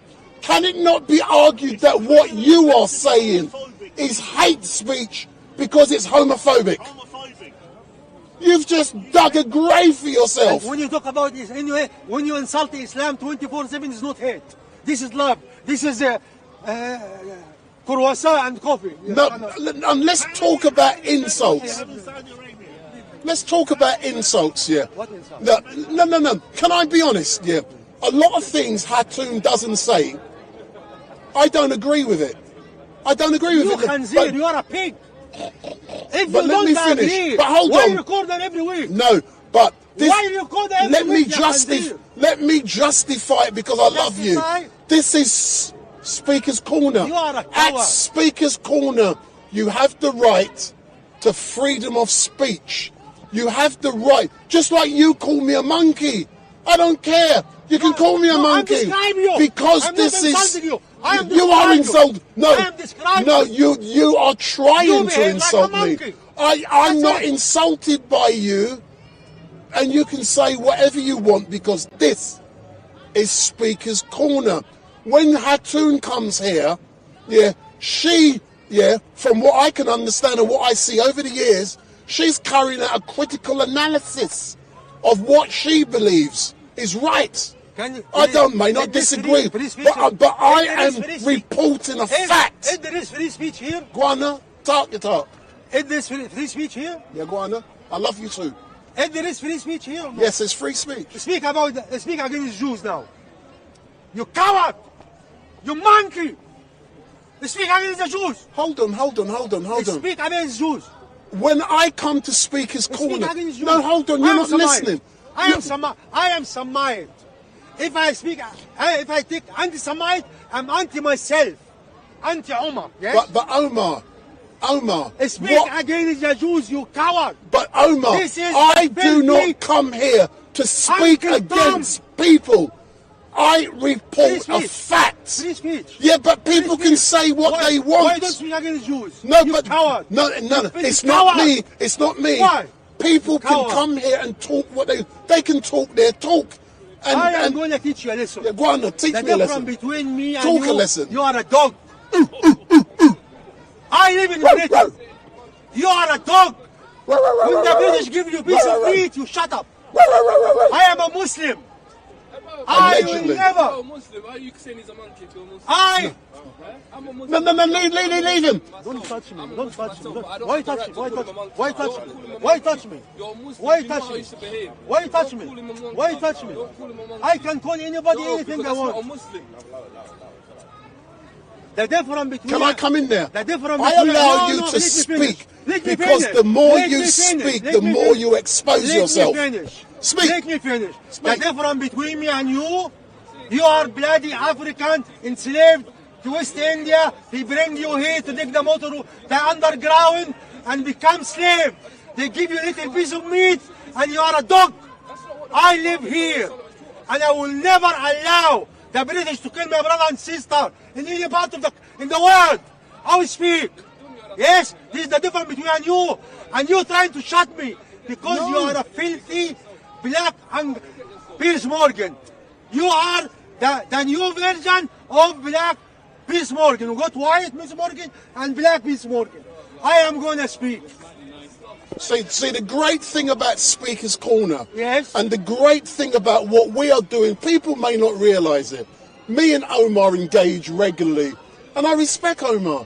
He has the right to say what he has to say. I don't need respect, man. Listen, let me do my thing, man. Because we're at Speaker's Corner, and I allow him to speak, because the more he speaks, the more he exposes himself, the more he demonstrates to people that he's uneducated and he lacks class. That's why I let you speak. I lack class. It's up to people to decide if he has a point. Is to come to Britain and to be enslaved. They took the shackle from his leg and his hand and put in his brain. Uncle Tom been dropping his pants for the last 42 years, working for the British. And when he become retired, he's still licking. He's still sucking. He's still dropping his pants. He haven't got the balls to say the truth. Wake up. Are you alleging that StreetMic lacks intestinal fortitude? I will tell people why you don't agree with the mandatory death sentence for those convicted of terrorism, because you're under suspicion yourself as a terrorist. Yes or no? StreetMic. Big up. The difference between and you. Answer the question. Answer the question. Have you not been arrested for terrorism charges? Yes or no? You are a slave. I am a doctor. Doctor of what? Doctor of human and monkeys as well. Yes. When I see a sick man, yes, I don't go if he coughing, I have to see the real reason of the cough. When I see a problem in the corner, I don't see Hatun getting attacked. I see the root of the problem. What is the root of the problem? What is the root of the problem then? The root of the problem is the pigs like you doesn't want the truth. The pigs like you. Talk, man. The pigs. See, I can use language like Shakespeare. This beautiful English language, the King Charles. I can chat his language, you know. I don't have to cuss you. I love you. I talk positive about this country. We have medicine. One tablet can cure all your disease, all the society disease. If you take it right, one tablet's called Islam, small tablets. Yes? No drink. Look how many of you people drinking. No. You're not the ones to judge. Don't. Go away, man. Why are you standing next to me? You're the same way. One tablet. No drugs. One tablet. Sir, no hundreds of thousands prisoners. One tablet. No hundreds of thousands in the street. One tablet. No hundreds of thousands unnecessary killing. One tablet. All your disease, but they want you to gamble like a dog. You have 10 pounds, and instead of buying good meal, you go and put it in the football or the horses, like a dog. This is you want to eat. Eat McDonald's and drink Coca-Cola and watch football. This is your class. And become dog. Don't understand anything about life. Become you busy like a monk. Go on the train, the tube, working, go clean the underground. This is your life. But to know what you've been created for? No. To feel for others? No. You're recording Bob. Bob, this Christian bastard like you, he declares jihad. He declares jihad. Bob the Christian declared Christian jihad in the corner, and the police haven't done anything to him. Bob, the builder, the Christian said, I declare jihad on Muslim in the Speaker Court. Can I declare jihad in Kuffar? No. Can I ask you a question? No. Do you believe Muslims watching you perform will see you as a role model? I am speaking honestly. Let me do this and I come to you. Yeah. 30 minutes has expired. Listen. I'll ask the question. Will Muslims see you as a role model? You see, because you don't know anything about Islam. I don't need to. I'm a journalist. You are a fucking liar, man. I love you too, and I love your use of the English language. Because every time you are in churches, every time you are in funeral Christian, every time you are gangster black Christian in the church, don't tell me you are atheist. But are you Shia, atheist? Why you haven't got body as Christian? You are bloody Christian, black, maybe Kemet, maybe whatever. You don't know about Islam. Islam is not a claim. You cannot claim I'm a Muslim. You can't claim for the second. But you have to prove it and earn it. Yes? I am not talking to all Muslims, all the people call themselves Muslim. Are you a Muslim? Yes. Are you a good Muslim? Inshallah. By the blessing of Allah. So you are a good Muslim. So in your religion they teach you how to be so disrespectful and how to swear and how to show disrespect to others. No, that's an ambulance, sir. And I have no need to swear. Shall I tell you why I'm good Muslim? Tell me why you're good Muslim. Because in Quran, look at the Khanzir. He telling me your Islam this and this, and he's I'm a Muslim, I'm not a perfect Muslim. Go and smoke, man. Go with the smoke away. You say you're a perfect Muslim, but you don't. I didn't say I'm perfect. You lying. I didn't say I'm perfect. You're a big man and you're I didn't say I'm perfect. You filthy liar. Go and smoke, man. Go. Where you working for? Where you working? Where you working? Where you working? Where you working? Where you working? Let me call your boss. Go and work, you filthy cheating. Go and work. Why you leaving your job? Why, Uncle Tom? Why I'm good Muslim? Shall I tell you why I'm good Muslim? Please educate those in Quran watching and what hold on. Okay, can I fling the camera on you? I just want to see the shock on their face. I want to. And I hope they're being educated. Educated, and not the ex-Muslim, and he's smoking, and he instead of his working, so continue. Security guard, he coming to interrupt me. So in a moment, I'm going to go to this beautiful young couple here and ask them. I've never seen them at Speaker's Corner before, and I would like them to give their perception of what they're currently seeing. No. First, I tell you why I'm good Muslim. Yeah. We had verse in Quran. Allah, the Almighty said, Jews and Christians will never accept you unless you follow the footsteps. Number one. Number two, they're gonna continuously attacking you till you abandon your religion. These two. And praise to the Lord the Almighty, I had 100 evidence that Jews and Christians are not accepting me. And the second verse, they continuously attacking me till they make me abandon my religion. And this sort of people, believe them. Why? Like you go to the train, you find one having the broom, one having the mop, is very happy. And one Go and King Cross Station. Every time I come, I get shocked. Why? Why everybody cleaner from the same race? Why? Is that the best you can do? Why? Why you accept this? Why you dog accept little bit of meat and you can't have a whole lamb to eat? There's a dog there. Whose dog is this? Please, I don't want him to come close to me. So you're scared?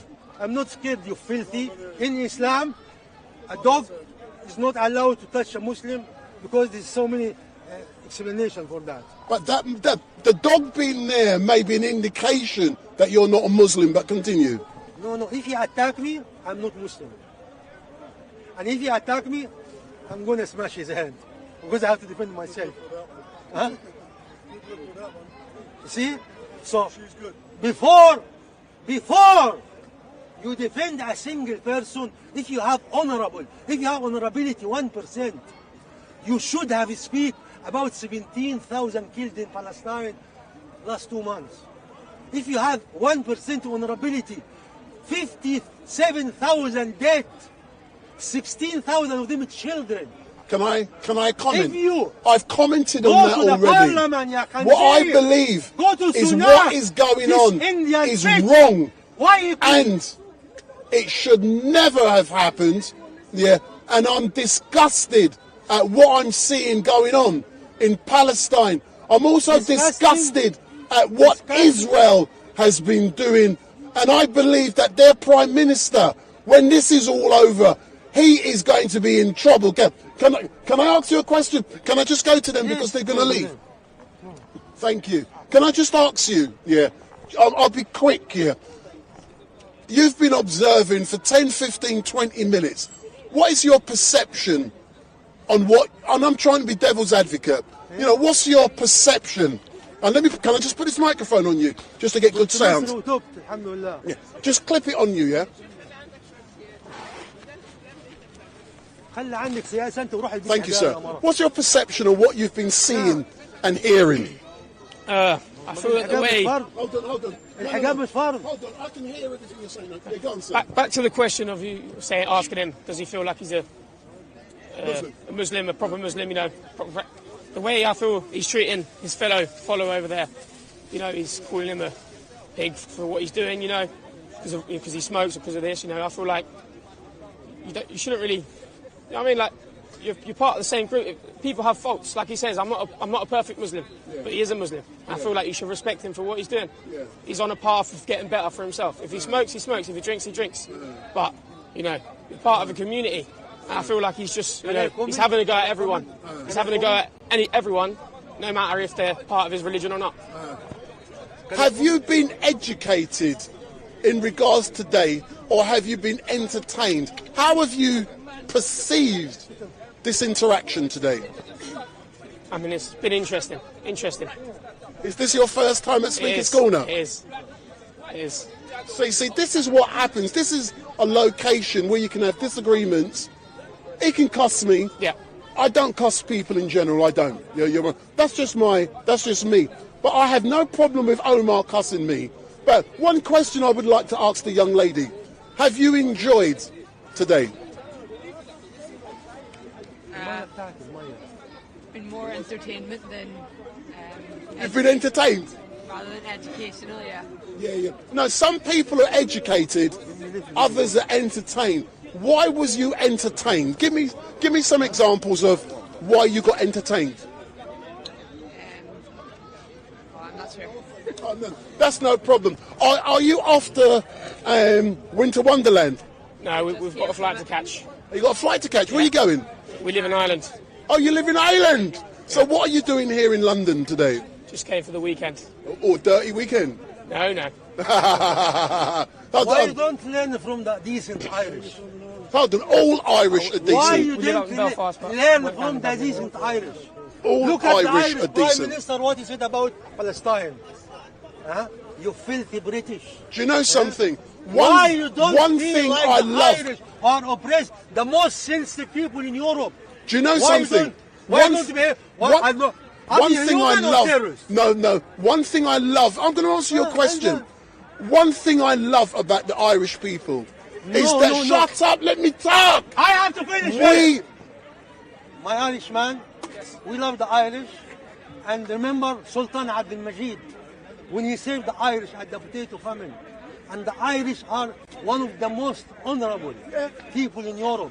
But I tell you something, when you say, I talk to people. In Islam, if you do something wrong, you have to hide it. You don't come, if you show a thing, you don't come and show in front of us. You do it in secret and you pray, oh Allah, I'm mistaken, I'm wrong, forgive me, but you don't spread it. This man coming to give me education about Islam, and this woman, look at his age, look at her age. She talked to me, about Islam, and she doesn't cover her face. In this age, you know, if a little girl did it, I am coming back to you. So when you come to speak about Islam, you have to be in a shape for it, or you don't speak. And when you describe someone, in our book, the Almighty describes people as donkeys. If the Almighty give you a book to read it and to live with it, and you carry it in your shoulder, you are a donkey. Because the donkey carrying book and he doesn't know what he's carrying. He describes people as a dog. The dog is panting all the time. If he rests, he's panting. If he happy, you're going after life, after. When you're going to be satisfied? Little money could make you content. You don't have to have 100 jacket or 100 trousers, but you're going after you don't have to have 100 women. One woman is enough. But if you are a dog, after woman every day, after food every day, after money every day, you are a dog. Human, but behave like a dog. Can I ask you, which part of Ireland are you from? Belfast. Do you know something? Yeah, I read one of the first books I ever read was written, by Gerry Adams. Make your point. One of the first books I ever read was written by Gerry Adams. I was interested in what Adams and McGuinness were doing in Ireland because they had a belief. Adam and Steve. Uncle Tom. Moving on. Uncle Tom, you don't bloody read. And if you read, you don't understand. And if you understand, you behave different. You should read yourself. You're total ignorant. I'm sorry. You're not a good Muslim. Come here, Lily. Yeah, you're not a good Muslim. Now we're coming to... I hope no one thinks that is Islam. That's not... Yeah, you're not Islamic. This lady, come, lady, please, come. She said, I'm not a good Muslim, yes? No, you're not a good Muslim. And you are a good Muslim? Alhamdulillah. Why are you not covering your... Why you don't cover your head? And did Allah the Almighty said, cover your head? And make beard. Did he say, he said make beard, I make beard. Did he tell you cover your head? Did he say make beard? Yes. Oh, okay. Purify your intention. Sorry? Purify your intention. Yalla, زبالة. اقرا شوية روح اقرا. مسلم تحكش علينا. غير مسلم تحكش علينا. يلا. Anyway, sir, all I can say is thank you very much. And I hope you've enjoyed your trip to London. And what I will do, if you want to re-watch this, there's a card. We're currently live on YouTube, so you can watch it back. And you can be educated. But one of the reasons I allow him to speak is because he's embarrassing. Do you understand my strategy?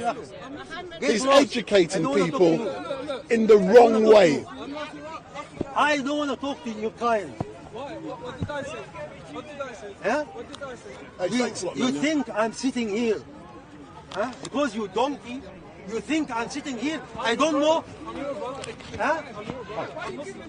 I'll tell you why in a minute. So what?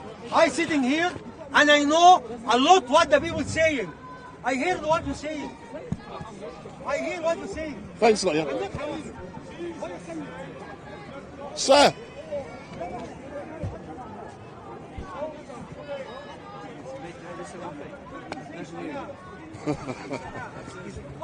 You know your videos, are you the what? Is it Revelation too?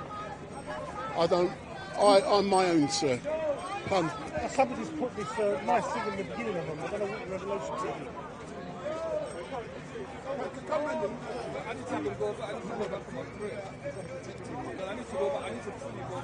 No, give me 2 seconds. I'll do it this way. I'll do it this way. I need to go back. But I just, bro, don't allow him to call you. No, hold on. You don't understand. You don't understand. Allow him to call you your mum. No. You don't. No, hold on. No. You do not understand Speaker's Corner. This is Speaker's Corner. Speaker's Corner. You are allowed to do that outside of there. So is this not part of the world, though? Right now, No, this is Speaker. No, yeah, but this is Speaker's Corner. Right now, there's not going to be a difference of if I should have died outside the park or inside the park. It's No, still I'm dead. No. I'm disagreeing with you. I'm disagreeing with you, but I'll justify why I'm disagreeing. Yeah, Speaker's Corner is a location where you are permitted every Sunday to come here and have these talks. He can call me what he likes. I can call him what I like, yeah. But I choose. That goes to show about us as humans. No. It doesn't show something about. It shows something about him.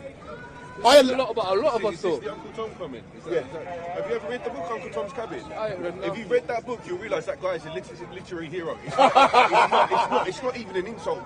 It's not an insult. It's not an insult. Uncle Tom in the book saved a family and helped them escape from their plantation. And Uncle Tom is a hero. He's a literary hero. And also, what you must remember. What's that got to do with him calling No. But calling him it, yeah. He's calling him a derogatory term. But he doesn't realise it's not actually a derogatory term. He's trying to say that this guy is a sellout and all this, but it's not.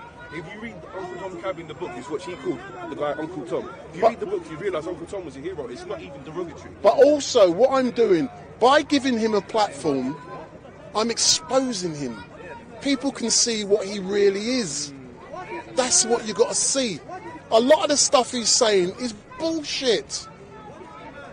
But I'm not taking any notice of him. Do I echo what he says and being disrespectful? But you see me, No. I just don't like that. No, you might not. That's across all borders, whether it's a black man, No, white man, but this yellow is man, Speaker's blue Corner. man. I stand up for humans. I agree with you, but this is Speaker's Corner. Listen, yeah, I agree with you. That bullshit, I don't like that. There's a saying in life, yeah. Better to say nothing than speak and let everyone know you're Big an idiot. up. You know? Do you get it? Out there, he wouldn't say it. In here, he's permitted to. I started the debate earlier on, in regards to a gentleman who was in prison for 16 years earlier on this week. He was on his way here to kill a preacher. Hatun. He was going to shoot her. He was going to shoot her. She's about that big. He was going to shoot her because she says certain things. I don't agree with what she's saying, but she has the right to say it. But there's a fine line between hate speech and freedom, those freedoms. I'm now going to go and speak to Bob, and he's having a debate there. But I take no notice of them. They can call me an N, they can call me whatever, I don't care. This is Speaker's Corner. Do you see the difference? Out there, he can't do it. But there's a difference. Listen, that's fair enough. There's a difference. That's fair enough. But I understand. I understand where you're coming from, yeah? Big up. Big up.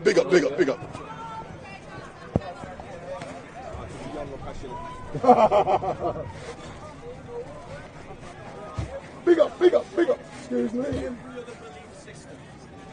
If Christ rose from the dead, then that means Islam is not true, communism is not true, rabbinic Judaism is not true, New Age spiritualities are not true.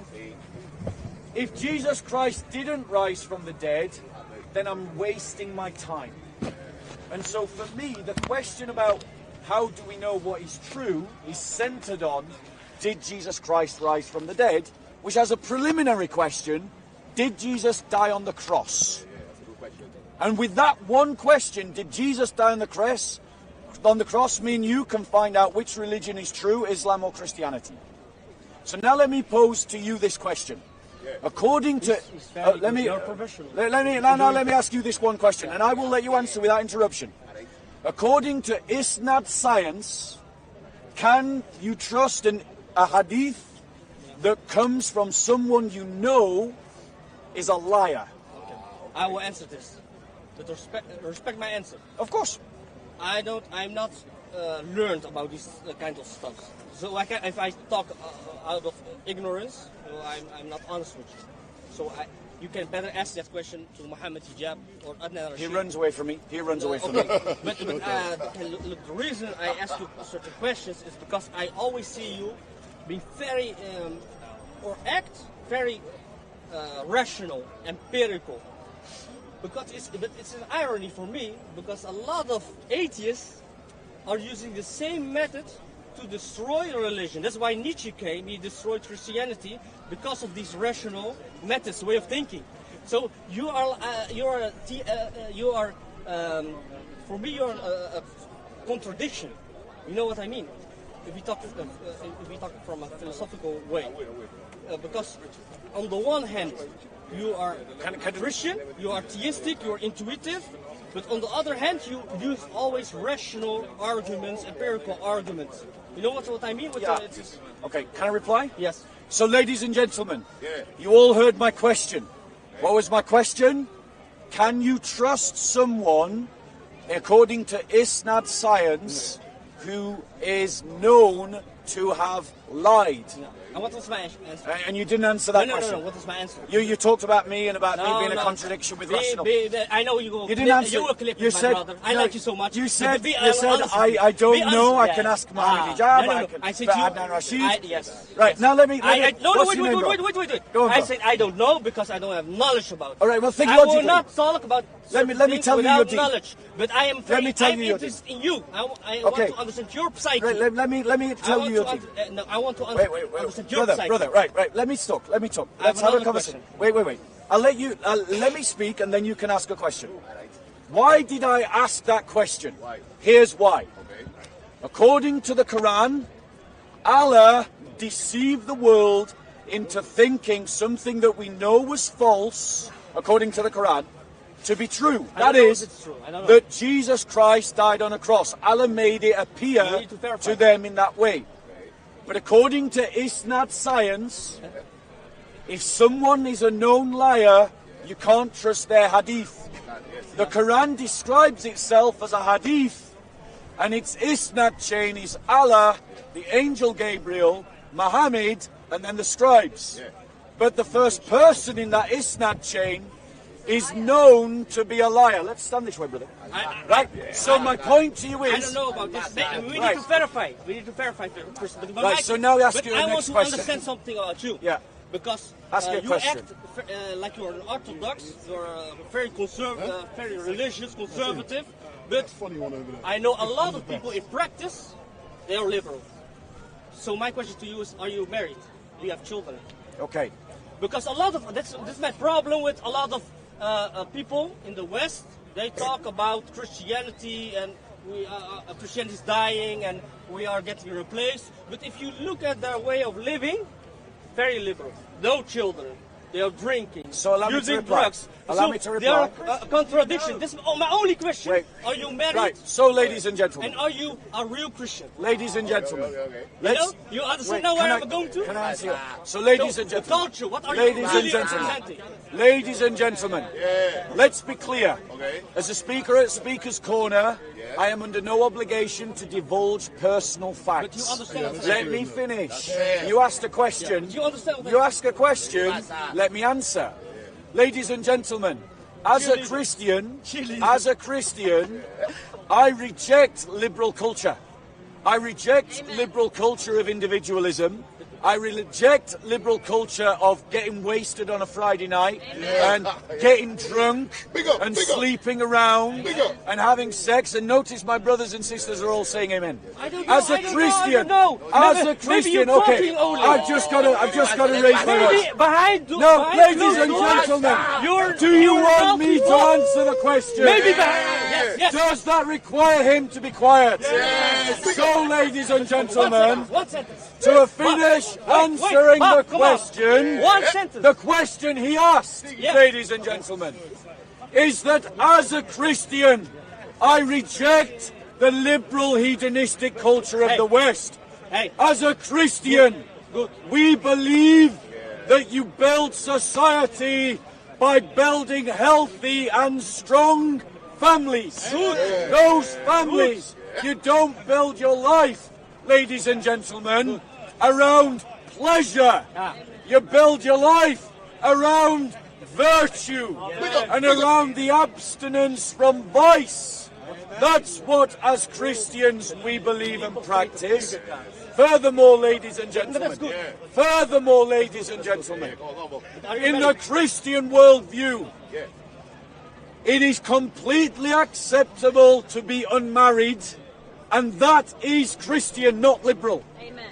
And to live a celibate lifestyle is something that has equality with marriage in the Christian worldview. You have not failed by being celibate and by not being married. But don't confuse, as this brother is, Western liberalism with real Christianity. They are not the same. And if you're a Muslim who thinks that, you owe it to yourself to go and meet with real Christians living out the real Christian life. Now I want to ask you a question. No, I want to ask you a question. Please. No, I want to ask you a question. I want to ask you a question. No, answer me this. Please. Answer me this. No, I want to say something. Answer me this. Answer me this. Wait, Bob. Answer me this. You had a question. I know. I want to ask you a question. Yes, I want to ask you a question. Relax.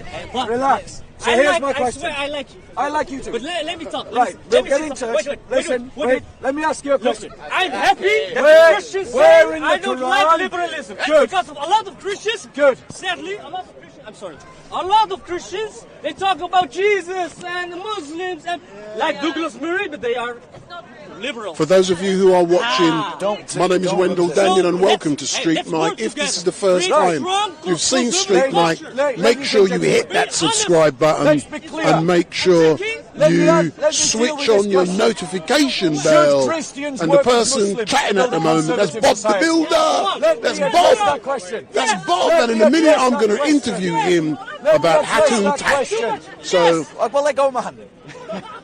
they're loving, they're having love, man. They're love. Relax. I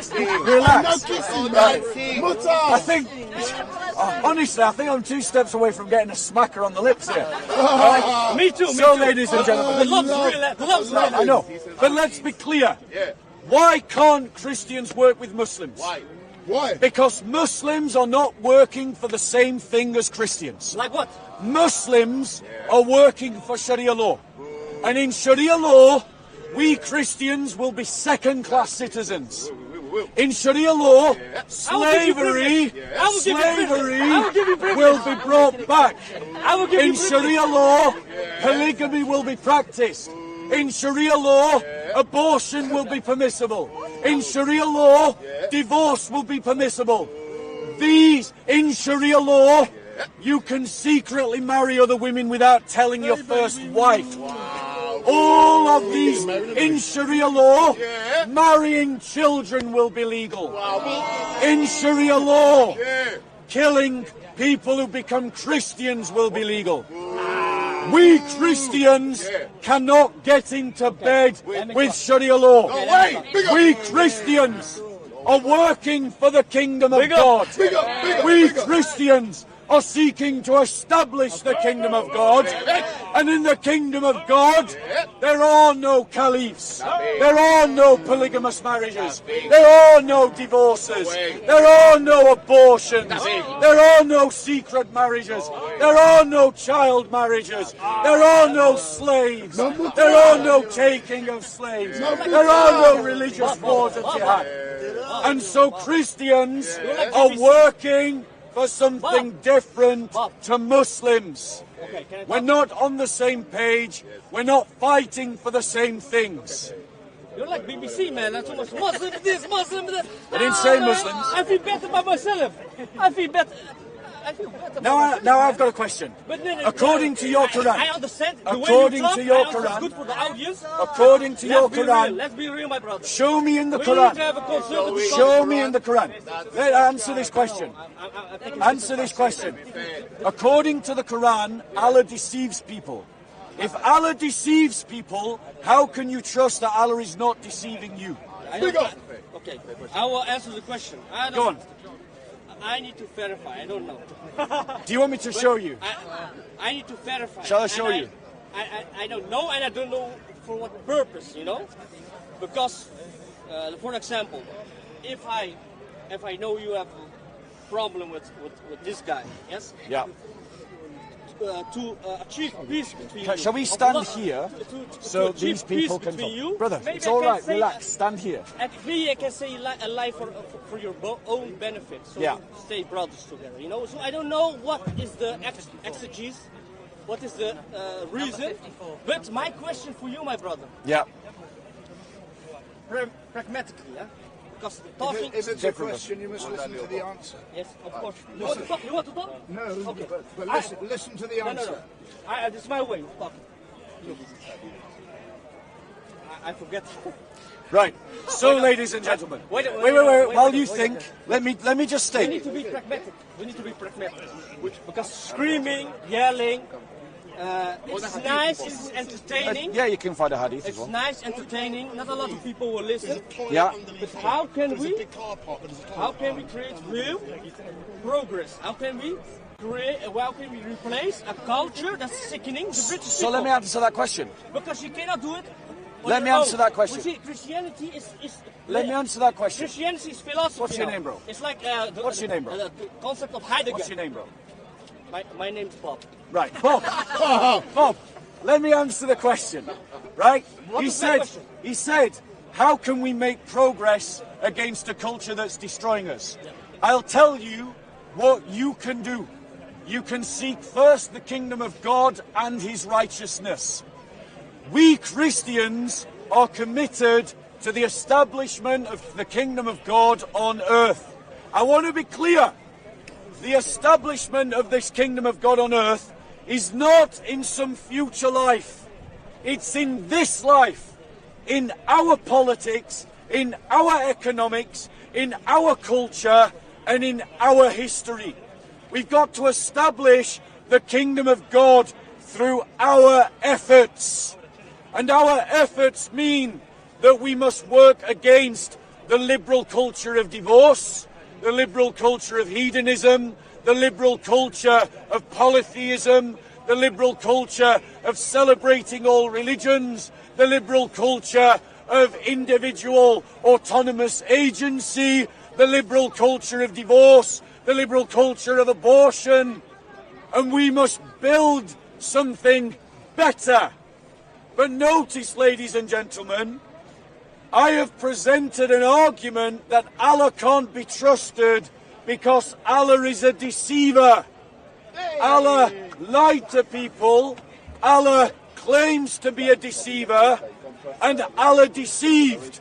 And according to Isnad science, a liar can't be trusted. And so I would say to the Muslims, you cannot trust your God that he is not deceiving you. Okay, Bob. Go on. Christianity, to be honest, is like philosophy, like Heidegger's concept of time and place. It's just philosophy. It's philosophy. People talk about Christianity, but in real life they live like liberal atheist people, materialistic.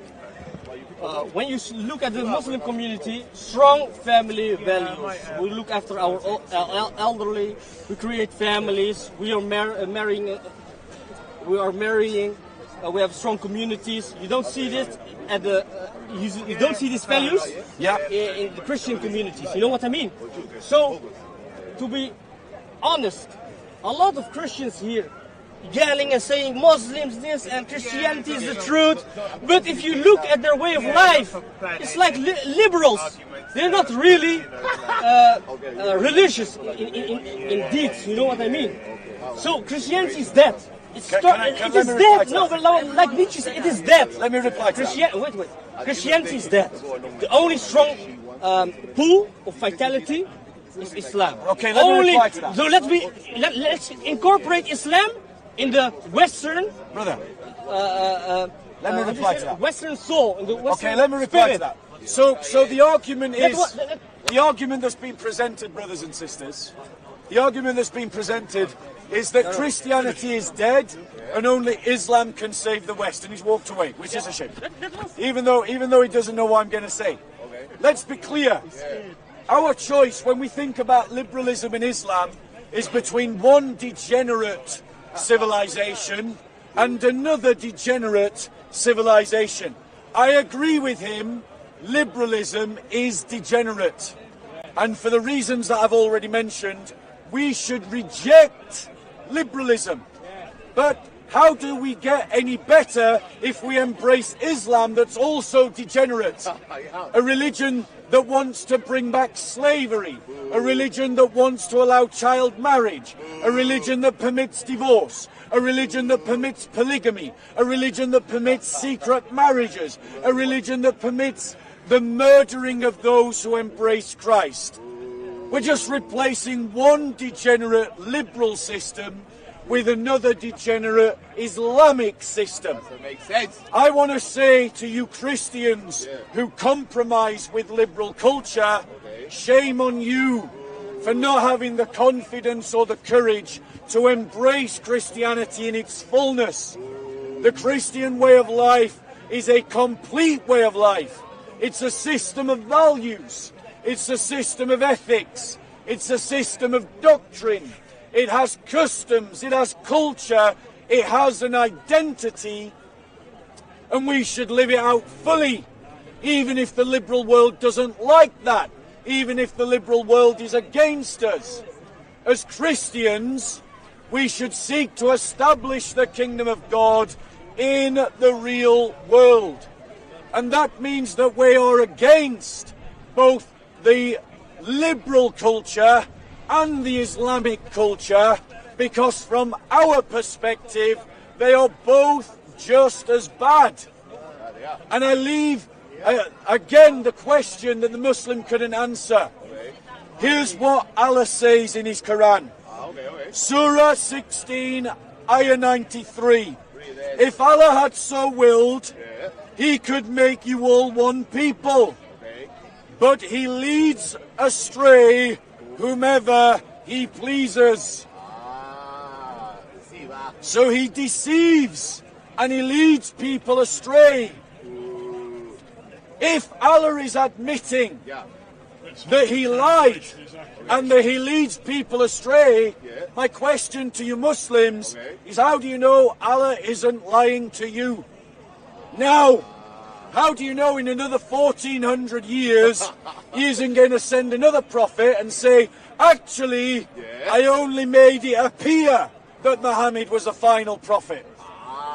Because remember, according to your Quran, Allah made it appear that Jesus Christ was crucified and deceived people for 7 centuries. The fact of the matter is, ladies and gentlemen, you recognize, Muslims, that you can't trust a liar. Because in your isnad chains of hadith, when someone is a liar, do you call it sahih or da'if? And what does da'if mean? Unreliable. And why is it da'if? Because you had a liar in the chain of isnad. So Allah is a liar who gives you the hadith of the Quran. And that hadith of the Quran has an isnad chain. Allah, Angel Gabriel, Muhammad and Scribe. But the first person in that isnad chain, you know, is a liar. And he says, I'm a deceiver. Which one of you would go to a car salesman and then the car salesman says to you, hey, just yesterday, I sold this Ford to this buffoon. I told him that he only had 500 miles on the clock, ha ha ha, but he actually had 5,000, ha ha ha. But let me tell you about this Porsche. It's brilliant. Not a thing wrong with it. Would you believe that car salesman? No. But when it comes to Allah, that's exactly what you're doing. He's just admitted to you that he deceived the world for 7 centuries, but now he's asking you to trust him about Muhammad. How the hell does that make sense? The reality is that if God is truth, then no deceit or lie or shadow of darkness can be found in him, and all of his words must be true. and all of his actions must be true. And so the God of the Bible is no deceiver. In his wider will, he allows others to deceive, but he himself does not deceive. Ladies and gentlemen, any questions before I go on to my next topic? Can I ask you a question, Yeah, of Bob? course you can. And over the last big up. Over the last 3 weeks, I've noticed that a lot of heavyweight Muslims have been missing from the park. Do you have any comments to make in regards to the fact that Edward Little was convicted earlier on this week on terrorism charges because he was making his way to Speaker's Corner? He was found with £5,000 in his person, and he was coming with the intention of killing Hatun Tash and others in the park. So he's been convicted of terrorism. What do you have to say? Yeah, I do. Okay, he's just going to change his battery. Thank you, Bob. Let's wait. Hey, that timing was good, wasn't it? Yeah. 2 1/2 and 3/4 and action. Okay, so addressing the question about Edward Little. Did anyone see the news about Edward Little being imprisoned I did. for life for planning and conspiring an act of terrorism to kill Christians in this park? Primarily a Christian sister, a convert from Islam, known as Hatun Tash. But make no mistake, I am also probably one of the people that Edward Little would have wanted to kill. An Islamist. So here's my thoughts on that point. Firstly, I want to thank the police for saving my life and for saving the life of Hatun Tash. Oh, the police are Right. over there. However, we Christians need to recognise that the enemies of the church are not playing games. They're not. They are playing to win. Yes. And they are willing, in some cases, to kill to ensure that they win. And I want to say to you, soy boy, lily-livered, yellow-backed, middle-class, cowardly Christians, that your polite cup of tea, have a piece of cake kind of Christianity, let's treat the church like a hobby and a social network, is not going to cut it. Our enemies are serious about winning, and it is time that we Christians became serious about winning. Not living in harmony, not upholding liberal secular society, but seeing Christ's reign and rule throughout every part of our society. God wills it. Deus vult. As Christians, we must organise ourselves appropriately, because the fact of the matter is, as we have seen in this park, the police often do not act. There was a murder attempt upon Hatun Tash last year. The person that did it wasn't even chased properly by the police, and the person that tried to murder Hatun Tash is still at large, and the liberal media covered up the terrorist attack in this park just last year. We cannot expect liberal society to deal with this issue because the liberal elites have used up the horizons of their ideology, and they have no ideological resources left to fall back upon to deal with the problem. Only a muscular Christianity will deal with the problem of the Islamist. And so the West must change course. Abandon liberalism, embrace a muscular Christianity that will not tolerate a liberal an Islamist ideology in our land. And let me give you an example of the police doing exactly that. Who knows who Shamsi is? who knows who Siraj is? On Revelations 22, we have a video of Siraj and Shamsi, it would appear, inciting the murder of Hatun Tash. Shamsi says to Siraj, kill her, kill her. He repeats it more than once. And then they discuss in Arabic the rewards of killing people like Hatun Tash. And they are seen to encourage one another to kill Hatun Tash. That video has been given to the Metropolitan Police. Has Siraj been arrested? Has Shamsi been arrested? No. Ladies and gentlemen, the reality is we have seen with the Palestinian protests that our police will not enforce the law against Islamists, which means that we need new political elites that are not frightened to deal with the Islamists in our country.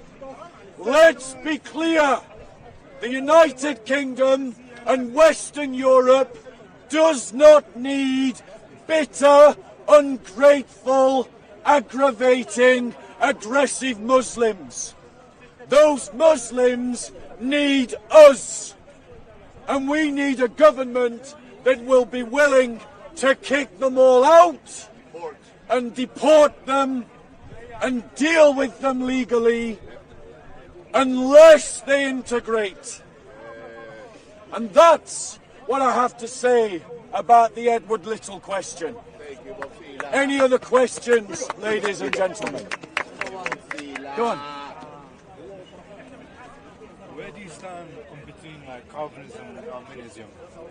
Your viewpoint and Okay, so very quickly, could I get some water?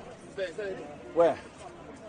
Right, so very quickly, where do I stand on the question, thank you, of Arminianism and Calvinism?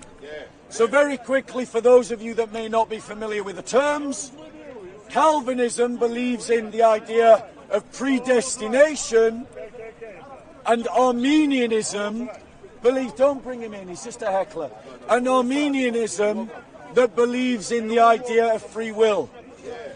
I take a third route, and that third route, ladies and gentlemen, is Molinism. And Molinism, brother, is the idea that God knows how all of our free will plays out, and he predestines the world in which the most people freely choose to follow Christ. And that's my position. It's neither Arminian nor Calvinist. Any other questions about any aspect of the Christian faith? Go on. Be quick, bro. Okay, how can we call out Allah for deceiving the people when it says here in 2 Thessalonians chapter 2, verse 10 to 11, verse 10, and with all deceivableness of unrighteousness in them that perish, because they receive not the love of truth, and they might be saved. Verse 11, and for this, cause God shall send them a strong delusion, that they should believe a lie. Right. So, the idea of God sending a strong delusion. What is the strong delusion? Sin in the Christian concept is always the absence of the good. It's always the absence of God. Because they won't love truth. They allow themselves to be deceived. It is the idea that God allows them to be deceived, not that God deceives them. And why are they deceived? Because they don't love the truth. So in other words, God has sent the truth, they don't love the truth, and because they don't love the truth, they fall into a delusion. The delusion is where the truth is not, ladies and gentlemen. So God is not deceiving them proactively in the way that Allah deceives proactively. God is allowing them to be deceived because they will not love the truth that God actively sent. And so in the absence of truth, what do you have? A lie. And that is Augustinian theology about sin is the absence of the good. So any other questions, ladies and gentlemen? Yeah, go on. Aside from the historical evidence for Jesus' Nazareth's resurrection, what do you think is the greatest evidence, like the greatest element of truth to Christianity?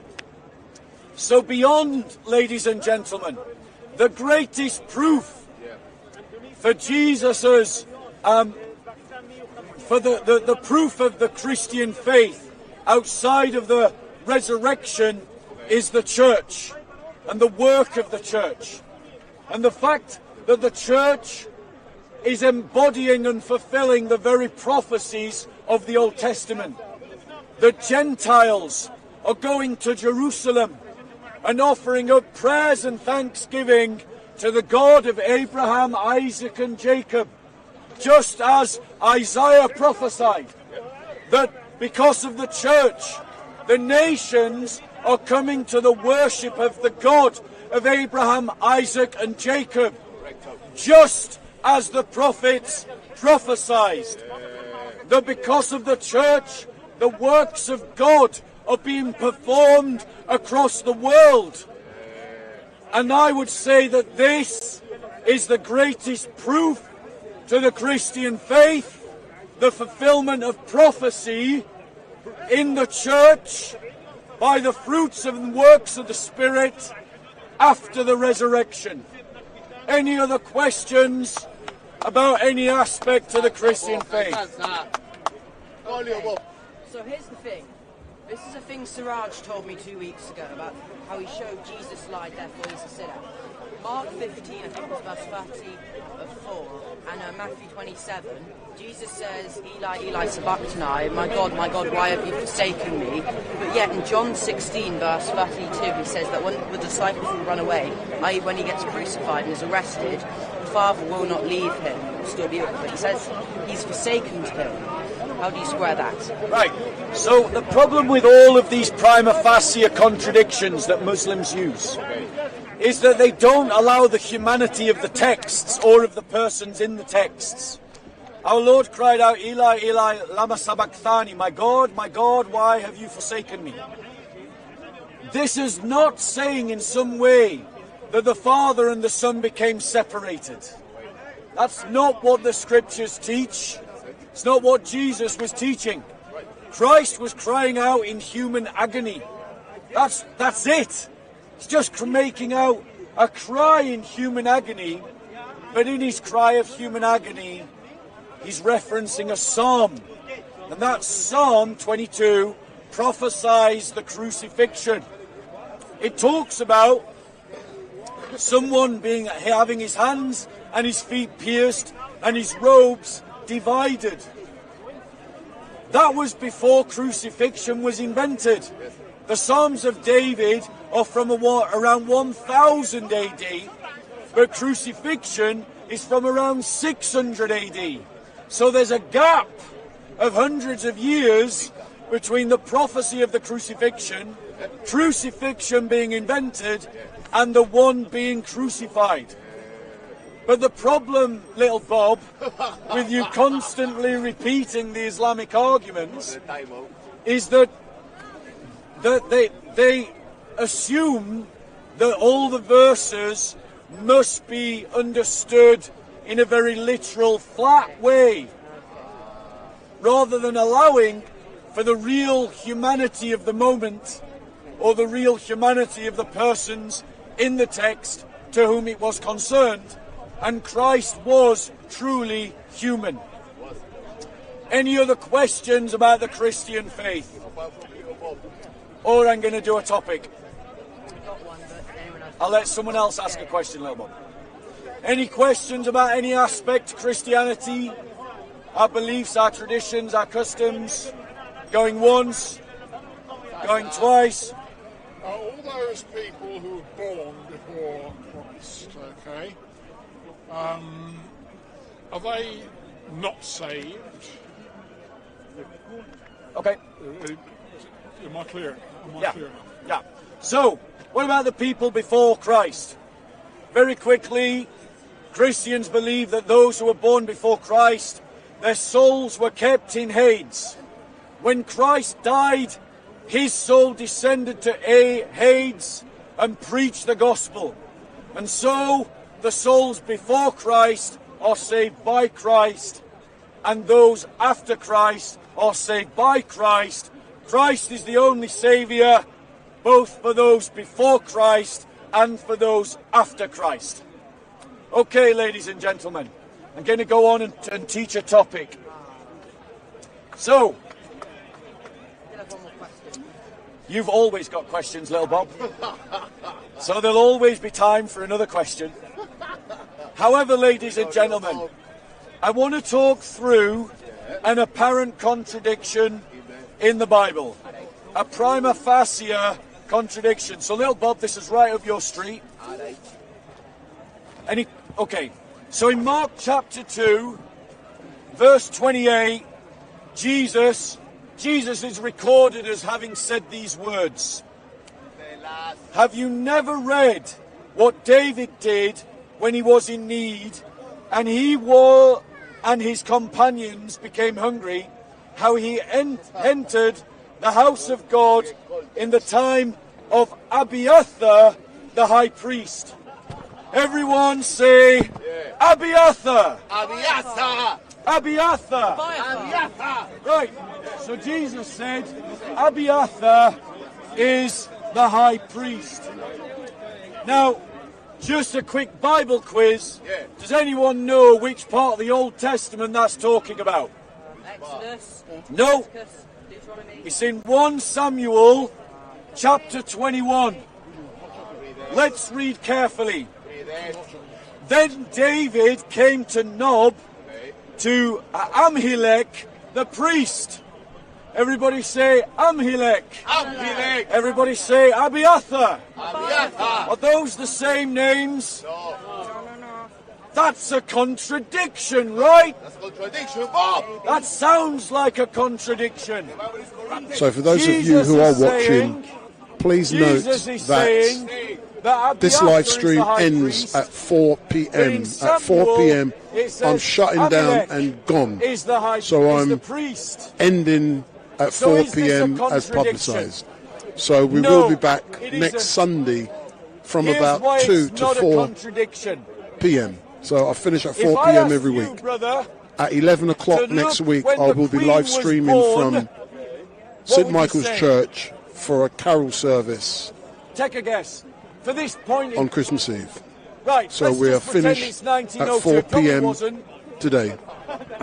But for the sake of the argument, it's not necessary to know the date. When I asked you when the Queen was born and you said 1902, was she the Queen at that point? Was it right to refer to phrase the question, when was the Queen born? Why? Because she became the Queen. And the title Queen applies even after the Queen is dead to any point of the Queen's life. Agreed? Right. So when Jesus says in Mark 2, chapter 2, verse 28, he says this. He says, have you never read what David did when he was in need and and his companions were hungry, how he entered the house of God in the time of Abiathar, the high priest? Abiathar was the son of Amilek.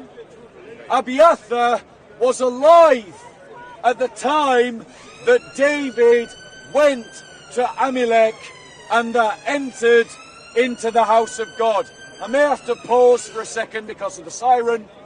I'll try to keep going. Right, so Jesus says in the time of Abiathar.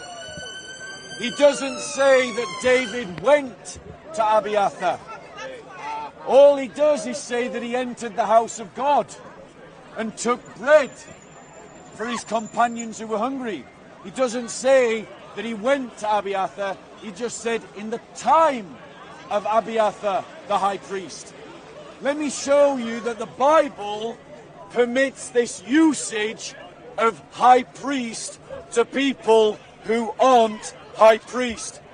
If you go to Luke chapter 3, and we read, "Now in the 15th year of the reign of Tiberius Caesar, when Pontius Pilate was governor of Judea, Herod was tetrarch of Galilee, and his brother Philip was tetrarch of the region of Iturea, and Trachonitis and Lysanias were tetrarchs of Abilene, and the high priesthood of Annas and Caiaphas."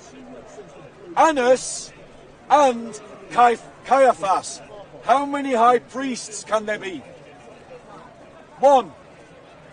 Annas was not high priest at the time that Luke wrote his gospel. Annas was not high priest at the time that John the Baptist went out preaching, but he's described as high priest. At the time that Luke is referring to in Luke chapter 3, the high priest was Caiaphas. But Annas is still referred to as high priest because Annas was still alive. You see John do the same in the Gospel of John. When Jesus is taken to trial, what happens? When Jesus is taken to trial, bear with us, in John chapter 8, we read, John chapter 18, we read that Jesus was led to Annas first.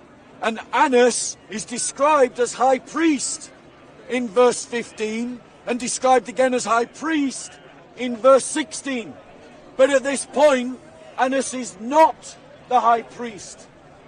So just as we do with the queen, we refer to her as the queen even before she was the queen, and even after she stops being the queen, just like we do with Pope Benedict. When he was alive, we called him Pope Benedict, even though he wasn't the Pope. Christ is referring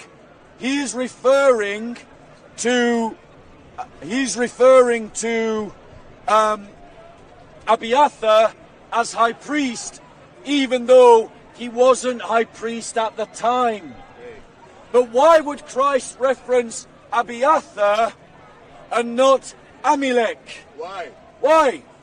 Because, ladies and gentlemen, just like you don't have an encyclopedic knowledge of every character of the Bible, and some characters are more important than others, and I'll prove that to you.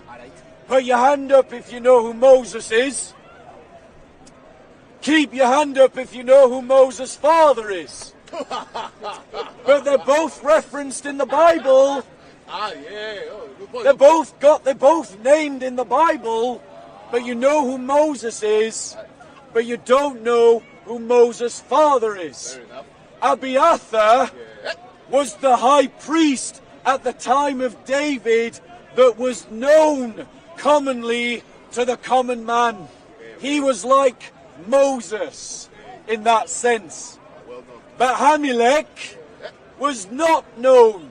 Amalek was the father of Abiathar. Just like Ruel, I think his name is, was the father of Moses.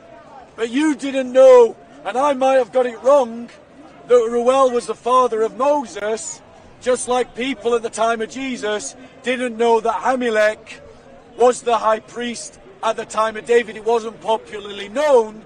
So for the time reference, Jesus uses the high priest that was known to the common man to teach the point that he wanted to make. So what appears as a contradiction is not a contradiction if we allow for the humanity of the audience and for the realities of how cultures and societies work.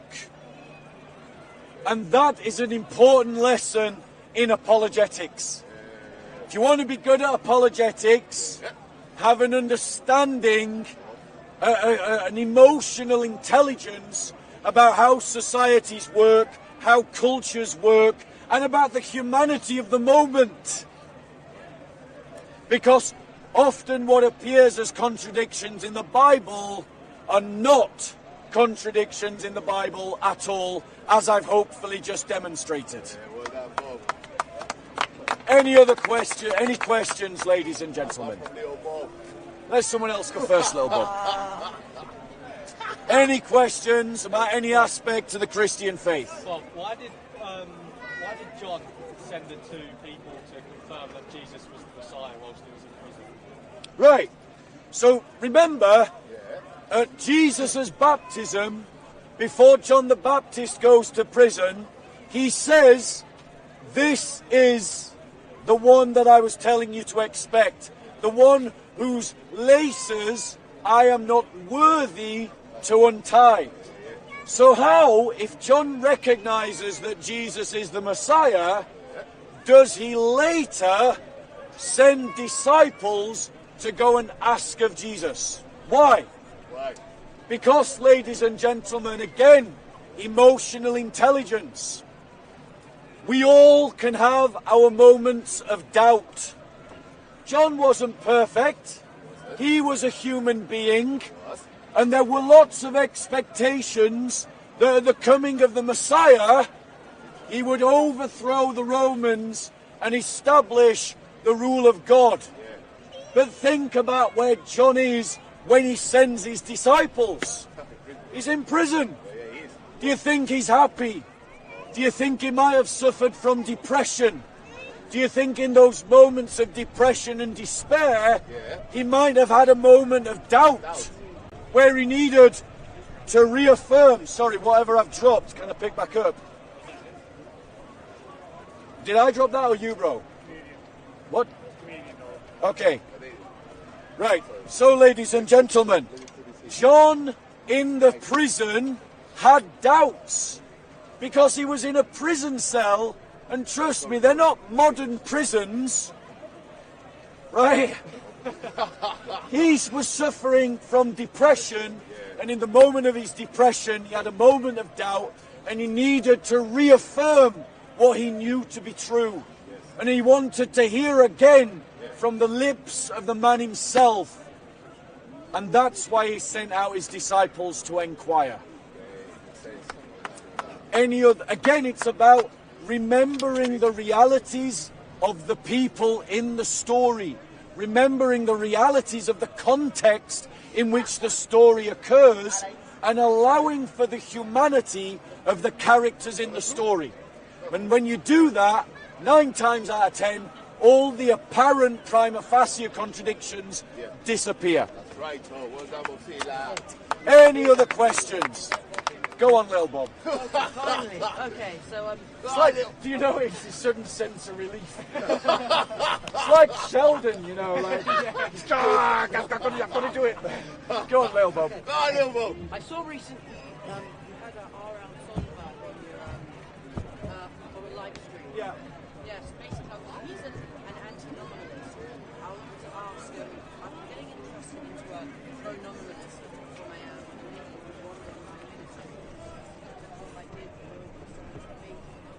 what's your view on a pro-nominalist? So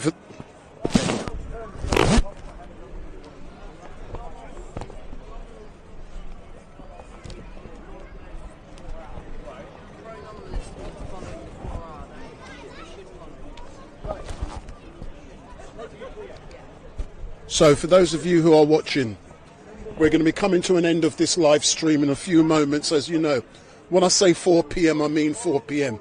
So I'm out of here in a few moments. So for those of you who are watching, all I can say is thank you very much for watching. It has been a great day. It started at 1 p.m. and when we had a debate in regards to Edward Little, who was convicted of terrorism charges against Hatun Tash. He was actually making his way down here to Speaker's Corner to carry out a terrorist attack on Hatun and others. And just like what was said, who knows, I could have been here, Bob could have been here, Ali Darwar and many of the others could have been here.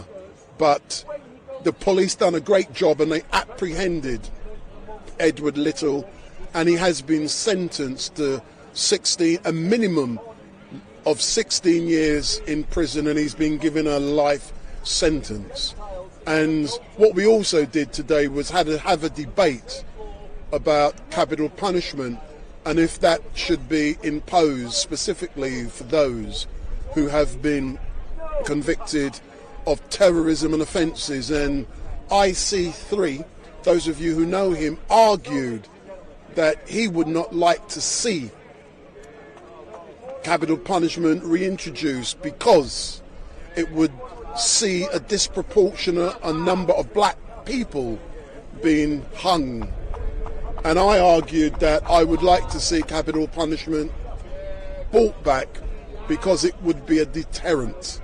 And it was an important debate to have today because, as you know, only last week, Hatun's person who wanted to kill her and others was convicted. And I also cussed a lot of you on the chat 2 weeks ago who were rejoicing at the possibility that Hatun had been kidnapped, killed or whatever. You were chatting rubbish on the chat, in the chat, and I was totally disgusted at what I was seeing. I did not comment because I didn't want to engage myself or lower myself to the level, the gutter level that so many of you had sunk to, and it was a shame. And like I have said, it is a fact that Hatun is missing. It is a fact that she's missing. Yeah. The only person who can say what has happened is Hatun, the police, or Hatun's representative. It's for them to make an announcement on whether she's fine, whether or whatever. It's not for me, it's not for anyone else to speculate in regards to what has happened to Hatun, where she is. Hatun may be gone to a retreat. She may be, who knows, I don't know. It's not for me. But all I'm saying, stop speculating and chatting shit on social media or making announcements because you are not qualified to do so. And all I can say to those of you watching, thank you very much. Next Sunday, like I said, I will be at St Michael's Church in Wembley for a carol service, and that will start at 11 a.m.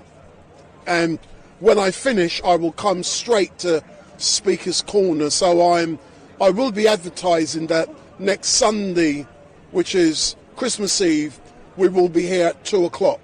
It will most probably be a lot earlier than that, but I will say 2 o'clock because I don't know what time I will be getting away from St Michael's Church. But I was there last Sunday and I felt it was important to bring a carol service. If any of you are Muslims, Jewish, I'm happy to go to a mosque, I'm happy to go to a synagogue. Just invite me and it will be great to engage. I don't care about religion. I keep saying I don't care about religion. But what is important is for me to bring you factually what occurs, and I am happy to do so. And we are going to be shutting down in a moment. And just behind us we've got, as we can see, we've got Winter Wonderland. And you know, I know people who will be going there very shortly. And, you know, it is great that something as great as Winter Wonderland is here. The lights are going to be coming on. We got people, young, old, everyone is going out there enjoying themselves. But all I can say to you guys and girls, thank you very much for watching. It has been a pleasure to entertain you. And I hope you did enjoy or was educated by Omar. Some people ask me quite often why do I do, and why do I permit Omar to do certain things? And the reason I permit him is because, in my opinion, he makes himself look silly, hence the reason I do so. So I am going to be shutting down now, and it has been a pleasure to entertain you. And when I do shut down, you're going to see a picture come up on the screen. But I did say 4 o'clock I'm off, but now I'm off. We're back next week. Go on the YouTube community page to see what time I will be back. So all I can say is thank you very much for watching, and goodbye.